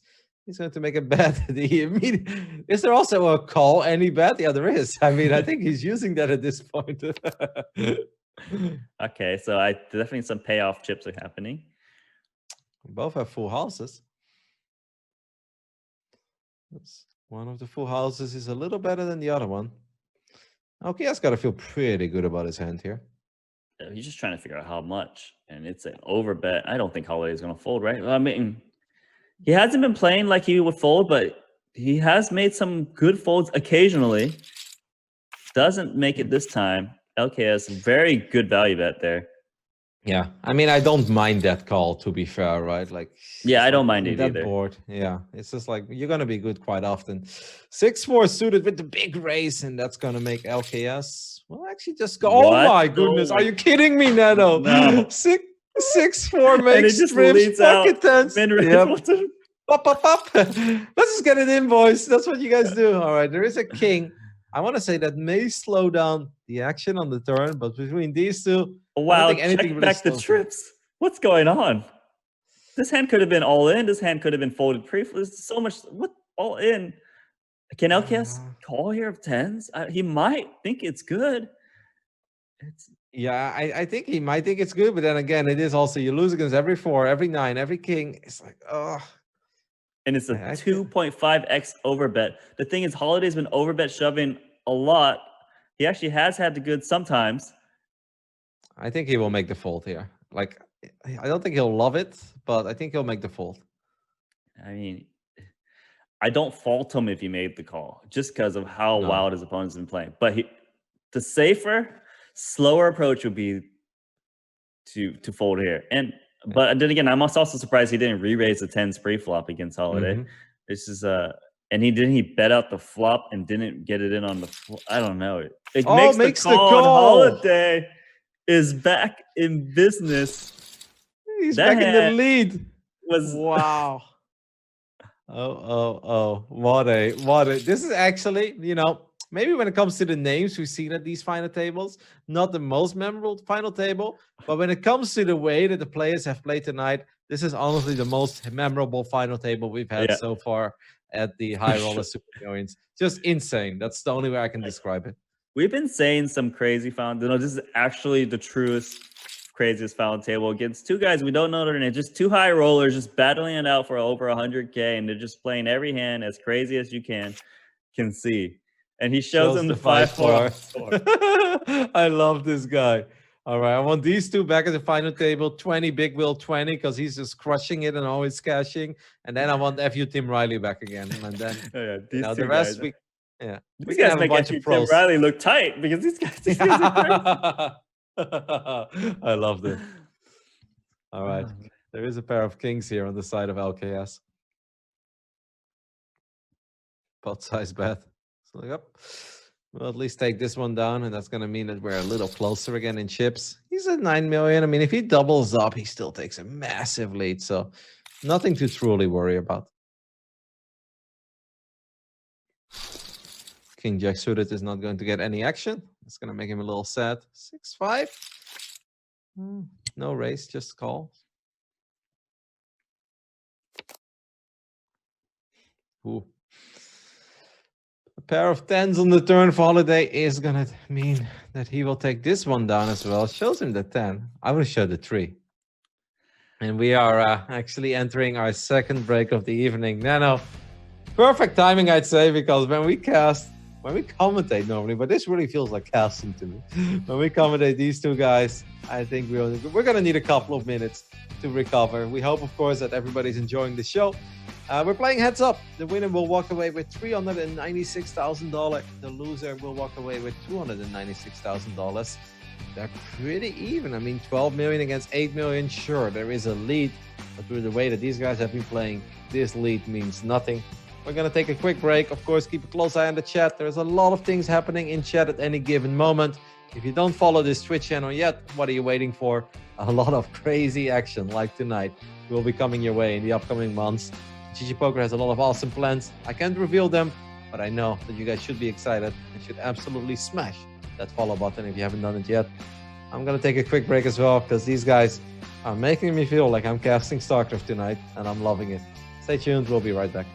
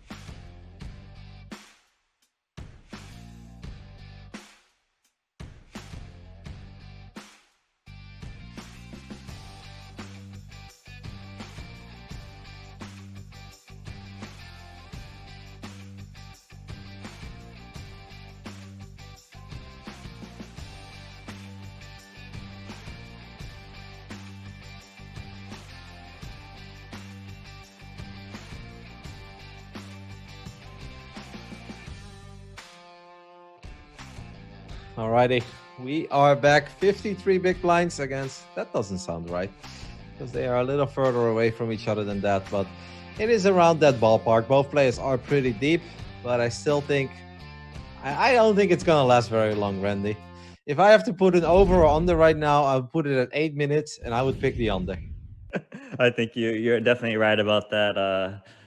Yeah, it's been a crazy story for both of these guys. Holiday, the biggest roller coaster of them all, and it's been playing the wildest throughout this final table. He's chip leading. He's been showing his hands. Let's go. Who do you think is gonna take it? I want to pick Holiday. I like Holiday right now. I know Holiday's crazier and LKS is a little bit more solid, but you know, I still like in Holiday. I think it just seems like his time to shine. Sometimes it's just written in the stars, and this could very well just be one of these tournament runs. Like we said before, Holiday came into this final table as by far and away the biggest chip leader we have seen in 7 weeks. He had 7.7 millions entering 7.7 million chips entering this final table. LKS, on the other hand, had 29 big blinds, 1.7 million. Was actually sitting out. Hello, if you raise right now, He's not back from the break yet. He's just raise it. He's waiting. He's like, you know, we're both high rollers. I'll wait it out for you. He limped for him. He limped a guy that's AFK. I've never seen that. High rollers, man. Oh, come on, okay, let's get back here. He's just like, I'm out. You know what? Holiday's the champ. If he limps again here, I'm gonna lose it. Like if you raise, exactly. Okay, he raises it. What is happening? We have never seen this either. Oh my god, is tonight just getting crazier? Somebody, I mean, it could be an internet issue, maybe, but no, he's sitting out as well. This is good. This is fair. This is nice. I like to see that from Holiday. This is so cool to see from a high roller. Like it looks like he's giving back the, you know, like, I'm not going to take chips from you. I respect that, you know, you said, oh, this is really cool to see, especially from someone who's clearly not a professional. This is a world-class right from there. That is honestly the nicest thing I have seen in poker in a very long time. And the final table, heads up, $100,000 difference. He's like, you know what? You're AFK, I'll go AFK as well. But LKS is back and just flopped top and bottom pair there. So he's gonna take it down, and the action will continue. Wow, that's the thing. You're a high roller, and you play these, right? You're not here for the money. You're here for the glory, you know. And that's definitely the right thing to do from Holiday, and it's cool to see because you know some other guys out there, they're pros. They might just take the edge, you know. Like I would not fault anyone there. Like I'm sorry, but I don't think I would fault anyone if they would just keep raising pots there. Yeah. Unless like there is an internet, like if somebody timed out and there's a clear lag issue, but this didn't seem like it. It just seemed that LKS wasn't back from the break yet, and that's next level honesty there, next level fairness coming out of Holiday, and that's indeed lovely to see. And poker is not always a brutal game. I thought he was just going to ship the threes. Like, oh, let's just end it now that you're back. Definitely not a bad flop for threes, right? 7 deuce 7. An undercard and a paired board. That's kind of what you love to see if you're playing pocket threes. So there's the bet and the call. And LKS, he made it 4x pre-flop of the king queen, which was pretty intense. What a board for threes. What a board for threes. Yeah. Going to take it down. 2.5 million chips heading into the way of our chip leader,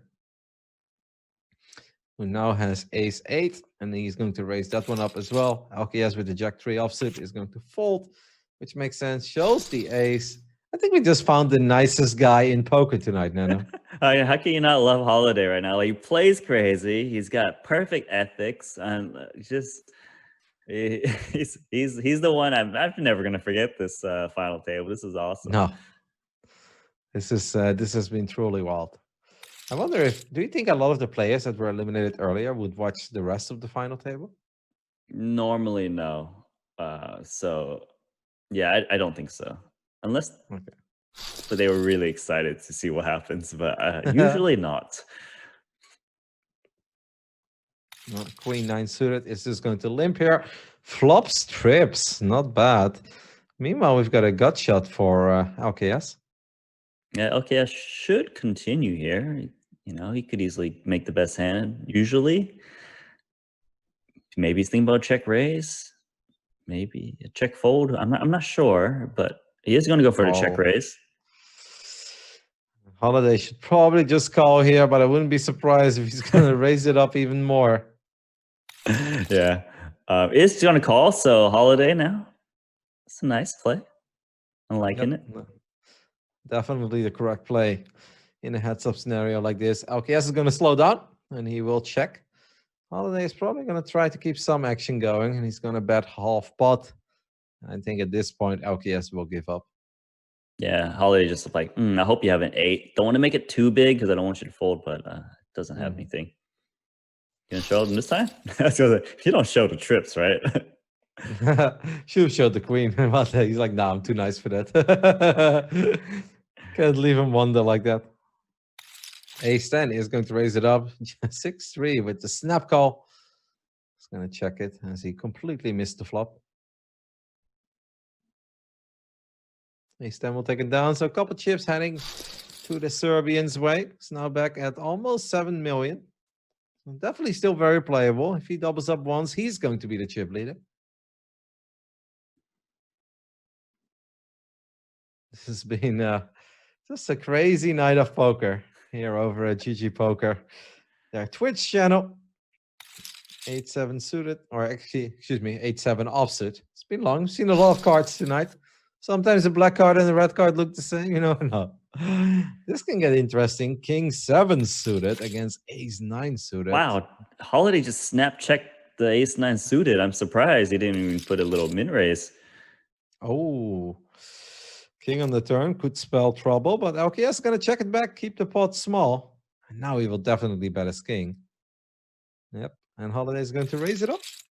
No, just calls. Man, Holiday hates Ace 9. He's like, I'm just like, I'm not losing a chip more than I'm supposed to with this hand, okay? He doesn't like the Ace X's, but he did pick up some chips. He got LKS to convince himself the king was good, even though it wasn't. Can't blame him. I would have probably thought the same. Look at heads up match, right? They both got the same VPIP, about 48%, but then one's a red fiery symbol and one's the ice cold ice cube, right? Like that's not gonna feel good. And one guy's got 15 million chips, one guy's got 6 million chips. And now you got top and bottom against the straight draw. The Doyle Bronson hand still delivers all these years later, Nano. Yeah, I know. Gonna raise it. I'll never. I watched that show a long time ago, and I think Doyle was just like, "I should stop playing this hand." Oh yeah, I remember him saying that. Yeah. I should really stop doing this. It's like, well, 10 is off, so yeah, you're probably onto something, Doyle. All right. Kind of a bit of nothing on both sides here. Let's see whose nothing is going to take it out. All right, the 8-6. Betting is good in heads up. LKS crawling his way back to 6 million. Blinds go up. Now 250,000 for the big blind. Well, stack's definitely becoming smaller in that regard. And Queen here. It's pretty good for LKS. Oh, okay. And Holiday gets a little bit of help, but not the help he wants. You got a flush for LKS. Going for the trap, but it does not work. This is where you send an emoji, in my opinion. Yeah. It's like, nice hand. Oh, trapping Ace-10 and snap checking. These guys' traps are not working right now. They seem to, the opponents never fall for it. I mean, they're playing so fast as well. It's like, if you check, I check. Bum. Looking forward. 8-5. It's actually just going to fold pre-flop. Okay, that's going to be a little sad about that one with his Ace-9 suited. Obviously, Ace-9 suited becomes pretty strong when you're heads up. This could get interesting. Bottom pair and a backdoor flush draw. The flush draw will brick. 7 is still good, and he just keeps fighting it, but only sends quarter-sized pot. Pretty much the minimum he could bet, literally. Yeah, one big blind. Literally one big blind. Jack 4 is like, makes the call again, and Holiday, is he going to go? I was going to say, it's going to put one more big blind out there. He's going to win a decent pot. Yeah, 1.5 in the end. Means LKS stays at that 6.1 million range. King 6 against Ace 8. I feel like Holiday likes his kings offsuit. Exactly. He's But he gonna hates raise the this ace one. ones. Yeah, he hates Ace 9 suited is just not for him, but the King 6 offsuit is like, yeah, this is where you bring out the Drake meme, you know? It's like, Ace 9 offsuit, but King 6. Well, ace 8 for LKS is good enough to ship it in. Well, if Ace 8, sets up the trap with the Ace King suited. But You don't want to trap the Holiday because he hasn't really been firing at the traps pre. There's the flush. Not flush. The absolute nuts here on this board. One big blind, and we'll get the call from the 3 deuce offsuit. One of these hands is not like the other, Nana. Well, this heads up is lasting a lot longer than I expected. Yeah, have we gone over to 8 minutes? It's got to be close now, right? It's got to be pretty close. We have. Yeah, I think we have. I think it's been like 9 minutes now since the break. Holiday is wilder when he's got less chips than his opponents. Yeah. When he's got more chips, he likes to kind of chill a bit more, it seems. He is going to fire here. Don't forget how this final table started off with, right? Yeah. And the ace 3, by the way, is going to snap it off. Well done. Yeah, that's very well done. Given the way Holiday's been playing so far and since the break, you know, it was very credible. And this should get a little bit of action. Probably just going to see a flop, I imagine. Not the flop that you're hoping for, but my favorite hand in the book, Jack 10 of hearts. The ace jack offsuit, so like the ace hearts or jack of diamonds. Yeah. No, it has to be the Jack 10 of hearts. You know, I actually had an amazing moment as I was streaming last week. Quite a few tournament runs on GGPoker. Not all of them went well, but at one point I had a guy and he got super tilted at me. And he basically called me an effing Jack 10 lover. And I was like, that's right. That is what I love. Because I won multiple big pots against him. And he had like ace queen, ace king, and I had Jack 10. That's such a weird thing to say to someone. I know. Jack 10 lover, and my chat was loving it, and everybody was laughing. And I was like, he's right. I love Jack 10. That's really funny. All right. So Holiday also plays little pocket pairs slow pre-flop. You know, he's 3s and 4s really slow, but he loves like pocket 7s. That's what I've noticed. Yeah, it's like I said, it's going to be hard to predict the post flop, but you know, we'll just have to run with it. King 8 offsuit there. We'll get that one. And they're playing just a ridiculous amount of hands right now, heads up, and there's some action. This could get a little interesting. As Holiday has mid pair and an open ender. Neither of them has any clubs in their hand, though. Yeah, LKS. It's a weak draw, but, you know, heads up, you do continue a lot of draws, even if they're weak. The only downside here is that, okay, fires up the raise. I wouldn't be surprised if Holiday ships it in here. No, wow, he folds. Okay. I mean, it does make sense that obviously, you know, you're a little worried that you're potentially drawing dead on a board like that. Yeah.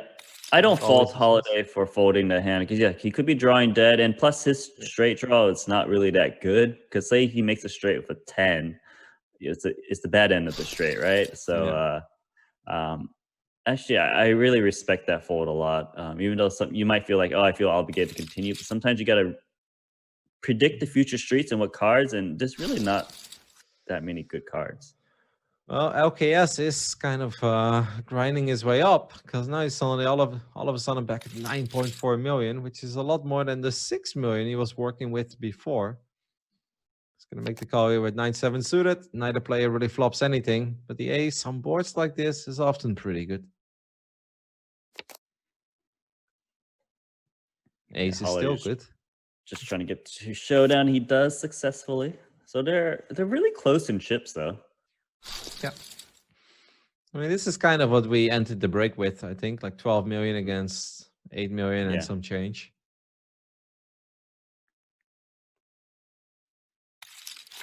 Holiday loves King 10. King 10, King 9, King 8, King 6. Those are his hands. Wow, that's a pretty amazing flop, by the way, for 5-4. And doesn't get a chip out of his opponent, though. No.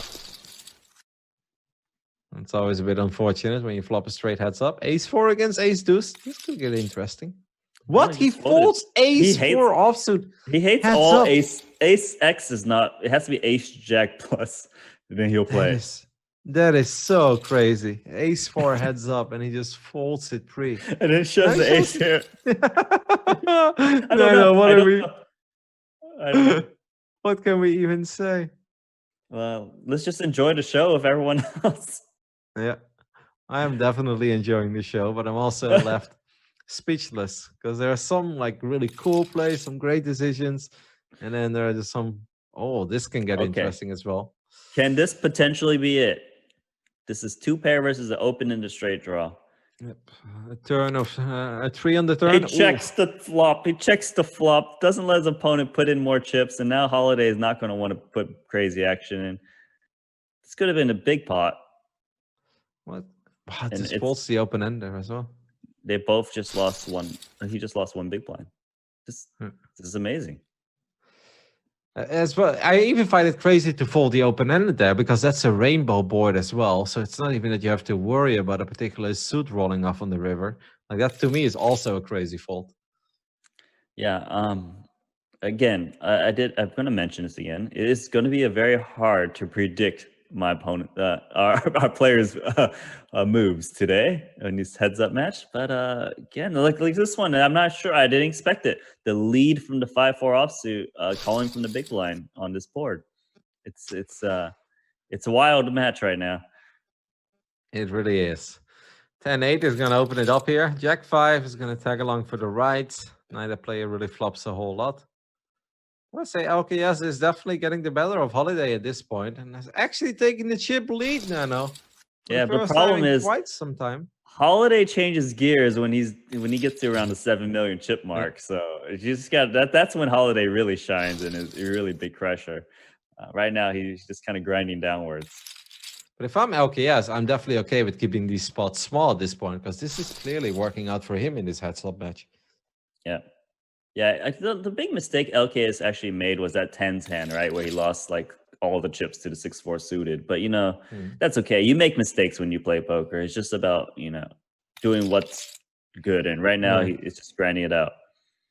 Yeah, I don't even think, I think to call that a big mistake is a bit unfair. Obviously, we saw the whole cards, but that was a pretty reasonable call to me. That's by far and away not the craziest thing we've seen tonight, calling that with 10s on the river. Like, I'm okay with that one. Well, I mean, I was also referring to the non-re-raising pre-flop 30 big blind seat. But, there's a lot of other things, of course, that happen to hand. Regardless, Holiday open in the straight draw. He's been playing these passively, so I don't know if he'll check raise this. It would work, but we'll see what he does. He is going to check call. No help on the turn. So earlier when this happened, he gave up. Does make a pair of 7s on the river. Might feel good about this because obviously if there was an ace, maybe there was some more action up to this point. Putting your opponent on trip 9s is a bit unlikely. 7 should be good. And 7s will take it down. 10.6 against 10.3.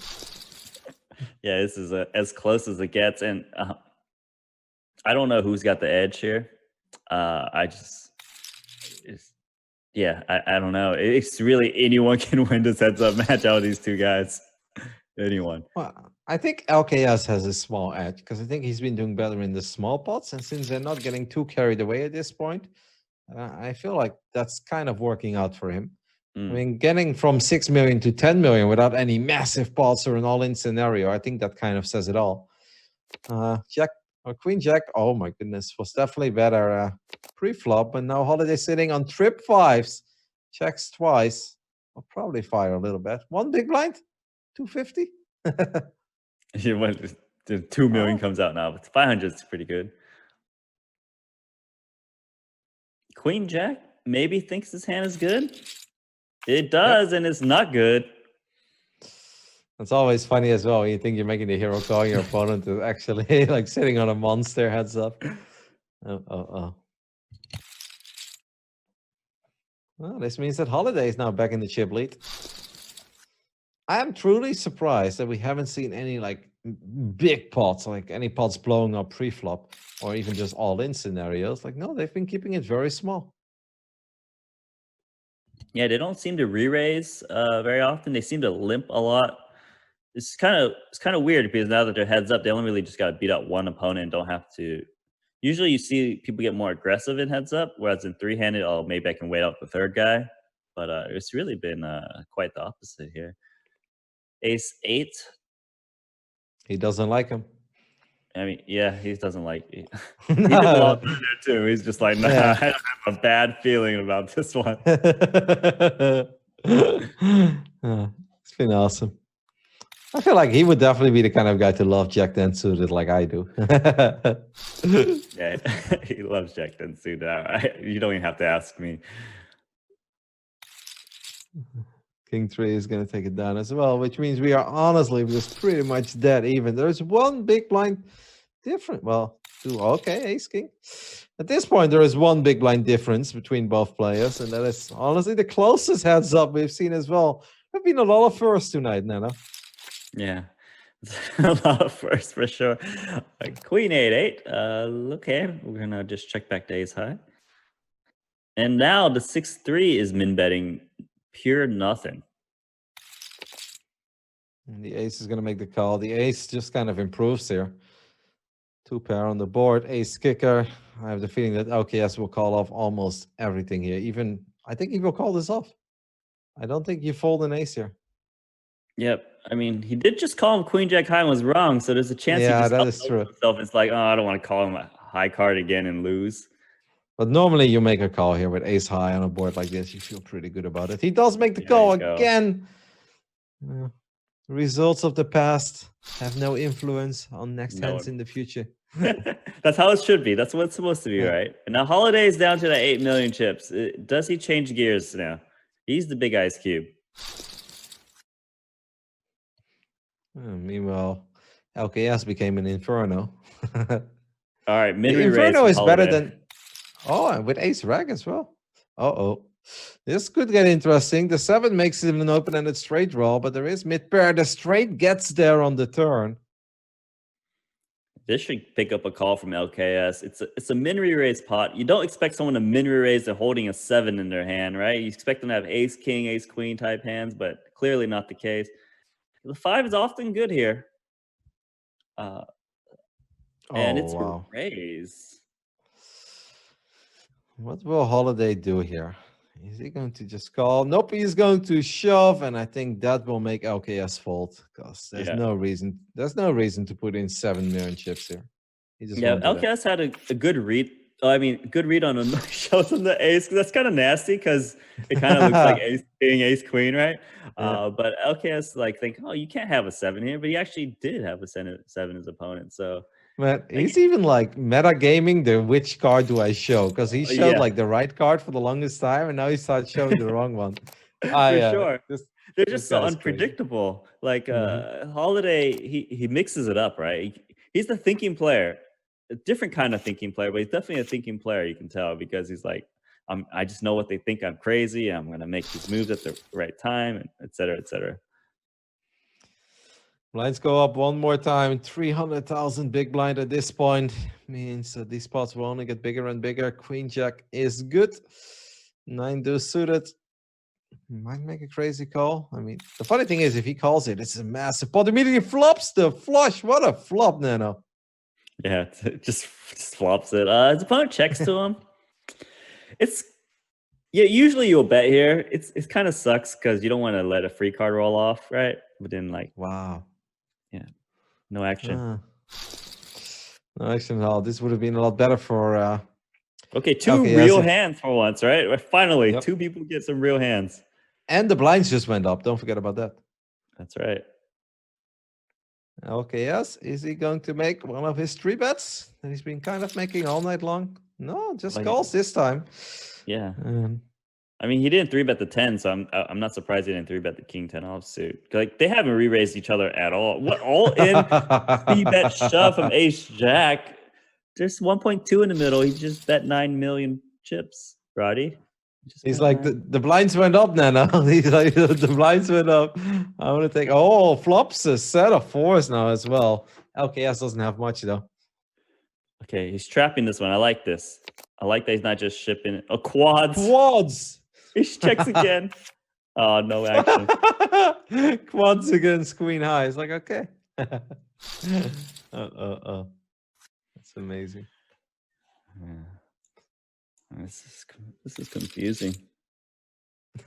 Yeah, I'm gonna lay in bed tonight. I'm gonna think about some of the hands we've had, and I'm just like, I'm gonna fall asleep by being confused, and that's when my brain really shuts down. Right? It's just like, it's like I don't know what I watched. I don't know what we spoke about. I know I enjoyed the hell out of it. That's for sure. But it's just a good movie, right? It's a good show.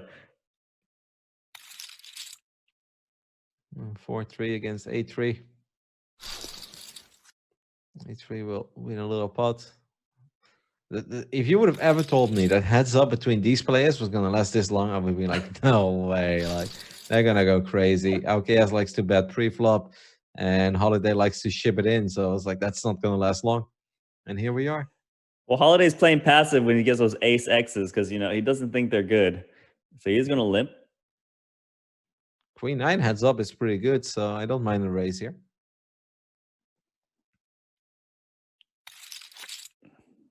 He just checks it. Ace high still good. Leads out with the queen 9 and the immediate fold on the ace 6. He's like, I'm out of here. Gut shot, I don't care. Ace high, I don't care. I don't want any of it. 7 deuce, however, that's more how I like it.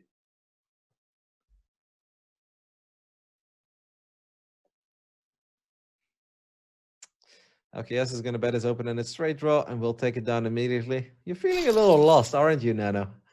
Yeah, I'm lost. I'm lost. Just watch it. I'm just enjoying it with you and the rest of the chat. I don't know what's happening. Here's the 7-5 pocket sixes. Please put a raise in. Oh, here we go. Here's the raise.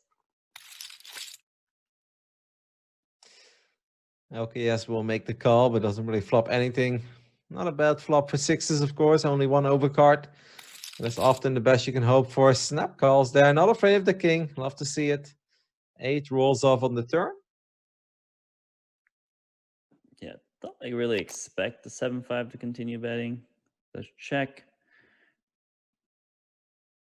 Given the way LKS is playing, he probably is going to bet this river. It'd be a decent bluff. But then again, Holiday's been checking some monsters to him too. So he's got to remember, he just got shown quads in the check pot. That's true. Yeah. So it's tough to bluff. Oh, it's an overbet. Nice. And it gets the fold as well. Wow, that's a big hand because that would have changed everything. Imagine if you get called there, then all of a sudden Holiday's got a massive chip lead. Now LKS actually has a pretty comfortable chip lead. 12 against 7. This is the biggest lead that LKS has had heads up. Yeah. Yeah, LKS does seem to get a little bit of the better of Holiday post flop. They're both so excited right now, and they're just gonna get it's just a limp for the ace queen, the min raise, the limp re raise. I think they might shove. Why do I have the feeling that they're trapping you, right? It's gets seen the same Holiday's hand. No. Holiday's gonna flop a flush. Or is it gonna be black? Well, nope. LKS. I think 2 hearts on the flop and then a heart on the turn. Does he? Nope. Makes the call, and they're gonna kind of smile here. And it's like, lol, hearts? Oh, that's 1 heart. And that's no flush. Was a lot of red, but no hearts. You wanted to see the blood. No, I wanted this match to continue. No one wants to see no heart.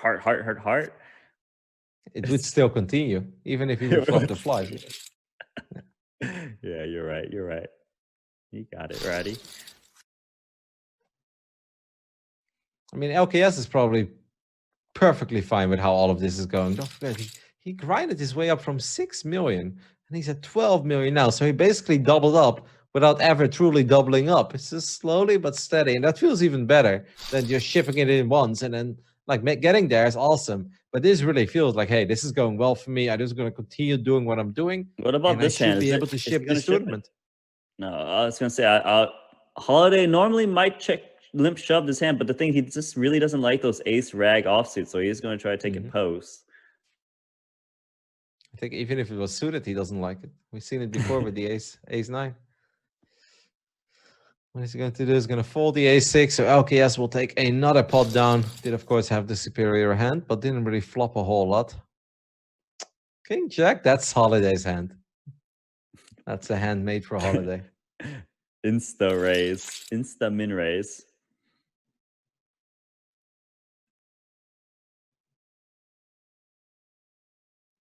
Not really the board for 8-7 to take a stab at, but LKS might just be like, well, that's been going well for me. King on the turn. I'm very surprised LKS actually stabbed there because Holiday was the pre-flop raiser. It doesn't really seem like he would check fold. We're going to check it down on the river, and Holiday is going to take a pretty decent pot for the first time in a while, which means he's now back to 7.7 million, which is still a very reasonable amount of big blinds. I think 26-ish. Yeah, about that. 25, 26. Ooh. Fun hand. Draw. Well, doesn't look like too much action will go in. And okay, 2 pair and straight. Probably just call here. Yeah. Well done there by LKS, not to get too carried away. Yes, you have 2 pair, but obviously every 9 makes a straight there. You gotta be careful, and he is.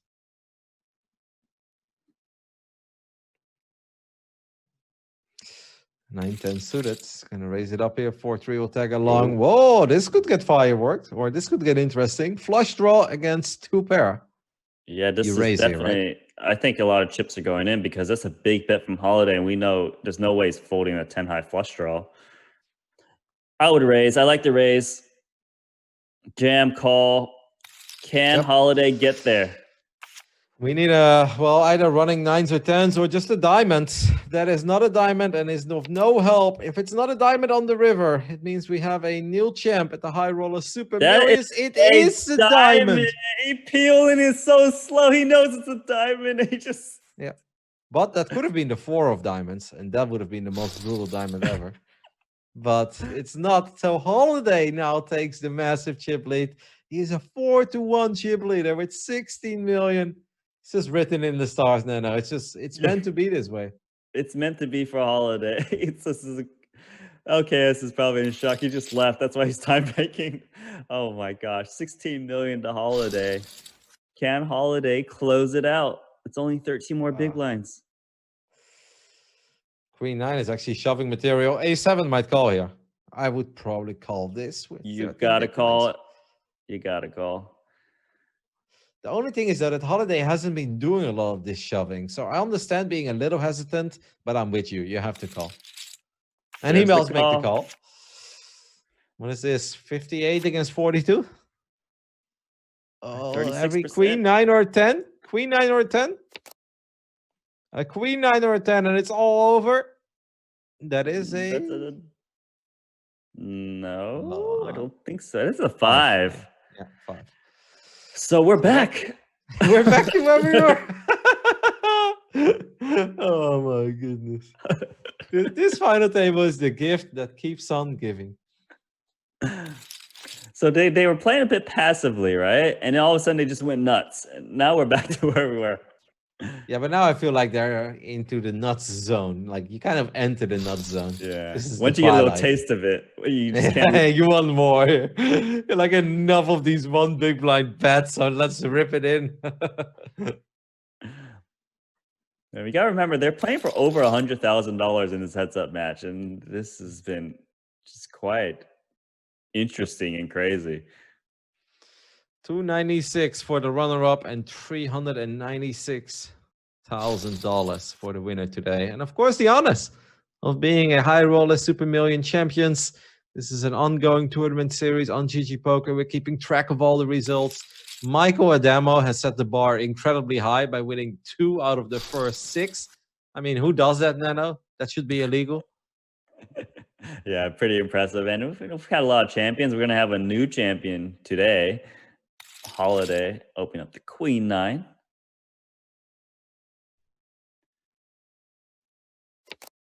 Not a play having a whole lot. Maybe we are slowing down a little bit again. It's like, got a little bit too many chips. What a final table this has been. It would have been a good board to c-bet, but he does do the delayed c-bet, which makes sense too. Like, I have the feeling that like a lot of the normal poker laws and, you know, the poker strategies that normally apply, they don't really apply to these two, because it's been so odd. So like even predicting or what you'd normally see doesn't really make any sense, because they're playing their own game. And obviously they did a lot of it right, because otherwise they wouldn't be here top 2 in a $10,000 buy-in event. And this heads up has been quite fascinating. There's no other way to put it. Yeah, for sure. Ace-4 suited for Holiday is gonna raise it up, and this is good. You know, put the pressure on the guy who's got, you know, dwindling stack. Yep. 25 big blinds at the moment for LKS. Make that 24. Yeah, usually in heads up, you're supposed to defend your big blind a Oh. lot. I think he'll defend with pocket kings. This is actually the first time. Oh, Walk. the Walk. 7 deuce. He should have showed. 7 deuce. Yep.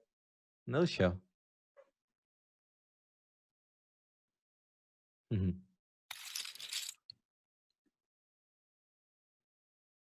Well, Yep. I felt like we were both feeling Holiday. It's looking good, but this can get a little messy. Queen 8, actually, well, pairs the queen here. I don't think LKS is going to give up here with a suited ace, even though he can't make any flushes on this board. The min bets are coming in. Maybe one more call. Thinking your ace high is good. Yeah, you could definitely call or raise, and nope. I think LKS should give up now. Yep. Okay. I feel like he often does this, by the way. Check back flop, and then check raise turn. Or just like raise turn. That's been a reoccurring strategy by him throughout the evening. Yeah, that time definitely was never going to work no matter what on the river. Yeah, LKS kind of getting grinded out right now. But, you know, normally in heads up, you should be raising the button a lot. You should be defending the button. I'm defending the big blind. But these guys haven't not been playing as many hands as they probably should be in heads up. But regardless, there's the flush draw against the straight draw. Yep. Ship it. I like this. Just take it down. Open ender for LKS or double gutter. I can hit that. Actually, no, never mind. Sorry, I'm wrong. Single. You just needed the 4. Yeah, sorry. I like to show you the flush draw. Show you that I'm still bullying you around. I've seen too many hands too quickly in a row. I was imagining an 8 on the board there. That obviously wasn't there, and that didn't make any sense. Only the 4, and obviously a gut shot is a lot less useful than a double gutter or an open ender. All right. Pair of queens here for LKS. Gonna take it down. I mean, every pot is big for him at this point. Blinds go up one more time. Yep, 350,000 right now for the big blind. And it also means that the ante went up 40K right now. 45 actually. Okay, this is gonna be all the chips. Ace 10 versus the ace queen. Yep. It's the limp, the mini raise, this is almost like the ace queen hand, except ace 10. Yep. But we have seen the worst hand win quite a few times. Ace 10 suited is what it's going to be for LKS. Needs a lot of clubs, flops, 2 10s. Why the hell not? This match will never end, Dano. PogChamp that one. Look at that flop. And we are back to even. We are back that to even. That even. 10 million chips each. Oh. Amazing. King 9 is going to take it down. And now LKS can kind of grind his way up again. I feel like we've had multiple scenarios where the slightly worse hand won massive pots. I love this as well. It's like not even a sweat when you're like flop 10, 10, 7 against ace queen. You're like, well, unless you get running queens, my friend, you're not going to win this one. This is a double gutter for Holiday, who's got 6-4. Check raise from top pair. There's the bet, and it folds to 6-4. Yeah, parrot board as well, so I don't really hate that too much. 12 million against 7 million. The chips, obviously, the pots are getting so big right now, especially if there's a little bit of action on the flop or the turn as well. And LKS now all of a sudden taking a pretty decent lead. Having 6 million chips more. At this point, Holiday can win an all-in, and then it's still anybody's game. Whoa, just ship the 9-8 offsuit. That's very uncharacteristic. Just open jam 21 big blinds. Yeah, but I think before we were a lot deeper though, so I guess we're gonna see a little more of that. Yeah, it's you know, that's 7 million chips when Holiday's got it. That's when he gets real crazy. That's when he really goes for it. He's gonna limp the ace-8 suited though. He doesn't love the ace-8 suited. Keep the pot small. Well, jack. There is a jacks, which means that LKS does have an open end, and he gets there with the queen, but Holiday is probably not gonna put too many chips in it. Goes for a little trap there as well. Checks his straight. And he will have to settle for 1.5 million chips. Oh. Okay. Normally we say, no, this is it, but yeah, okay. Okay. There we go. But he's going to call the A7 suit, or is he going to fold? That's the question. You should be calling here. You should be calling here, but I'm not 100% sure he's going to call. I am. He's going to call. Well, not 100, 90% sure. There we go. There we go. All right, tournament live on the line for Holiday this time, and the threes are still good. The threes are still good. We need an A7 or an 8, because there is a gut shot as well. A7 or an 8. That is not going to be in the threes win. Holiday's back in the lead. No, what the hell is happening tonight? 13 million chips. He's back. Holiday's back. He's like, this is my story. I'm the one that came to Fountain Table with 7 million chips, lost it all, and came back to win this tournament. That's what he wants to do. LKS. Now he's got the ace-8 suited. This has been everyone flip-flopping over and over again, right? Like, just can't get rid of him. A table tennis match. Playing ping pong over here. You have the chiplet. You have it. You have it. I mean, once again, the blinds are so high at this point that all that LKS really needs is to win like 3-4 small pots in a row. He's completely back, and we're tied up again. I mean, even at this point, 8.8 against 11.5. Ace deuce against pocket tens, though. I feel like Holiday's just gonna rip it in, given how he's been playing. That might get LKS to get away from it. Yeah. Yep. Yeah, he's just gonna rip it in. Yeah, this time I think LKS will fold, and he will indeed make the fold. Holiday showing the tens. Yeah. Okay, I almost felt like that was a setup for the next shot that was going to be 5 deuce offsuit. It's like, hey man, you remember last hand I had 10? The limp free raise coming again. The same thing. It's a reoccurring theme between these two. Now Ace King is going to make it very big. All in big. Ace Jack snaps it off immediately. We have another all in scenario. I guess that means Jack on the flop. Queen? Is this it? King or queen? King or queen? King or a queen. Or we've got a neo Highroller super. That is a picture card. It's a queen. It's a queen. It's a queen. Oh my goodness. Oh, LKS now with a phenomenal chip lead for the first time. It's over 17 million chips, and Holiday is truly in all-in territory. That was a beautiful squeeze. That was a beautiful squeeze there. Oh, and he calls it off at the 6-4. Yeah. What is going on? That's his ballpark. And he's drawing pretty much that. It's over. It is all over. No, we have witnessed an absolutely fascinating, fantastic head-shot match and an overall fantastic final table. But a big congratulations to LKS from Serbia, our first Serbian player to make it to the final table at the Highroller Super Millions.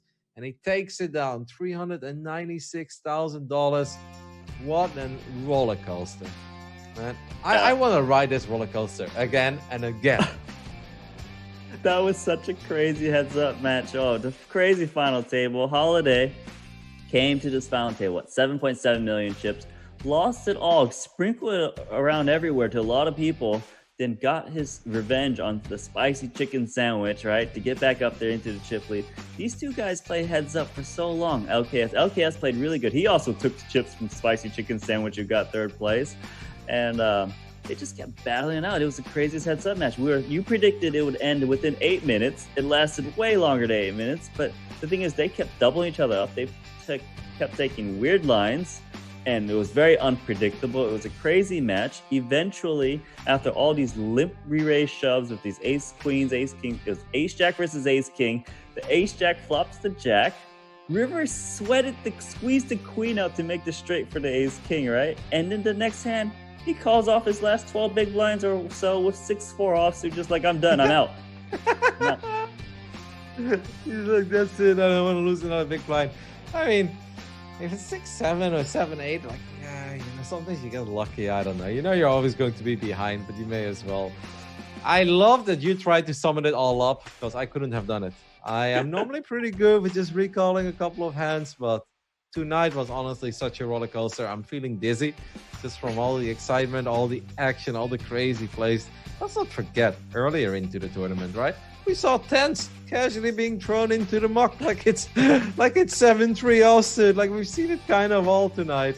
Wow, just a lot of fun. Like, maybe we didn't have the star-studded lineup that we had before, even though we did have Darren Elias, who won it, of course, previously, and we had Jason Kuhn as well.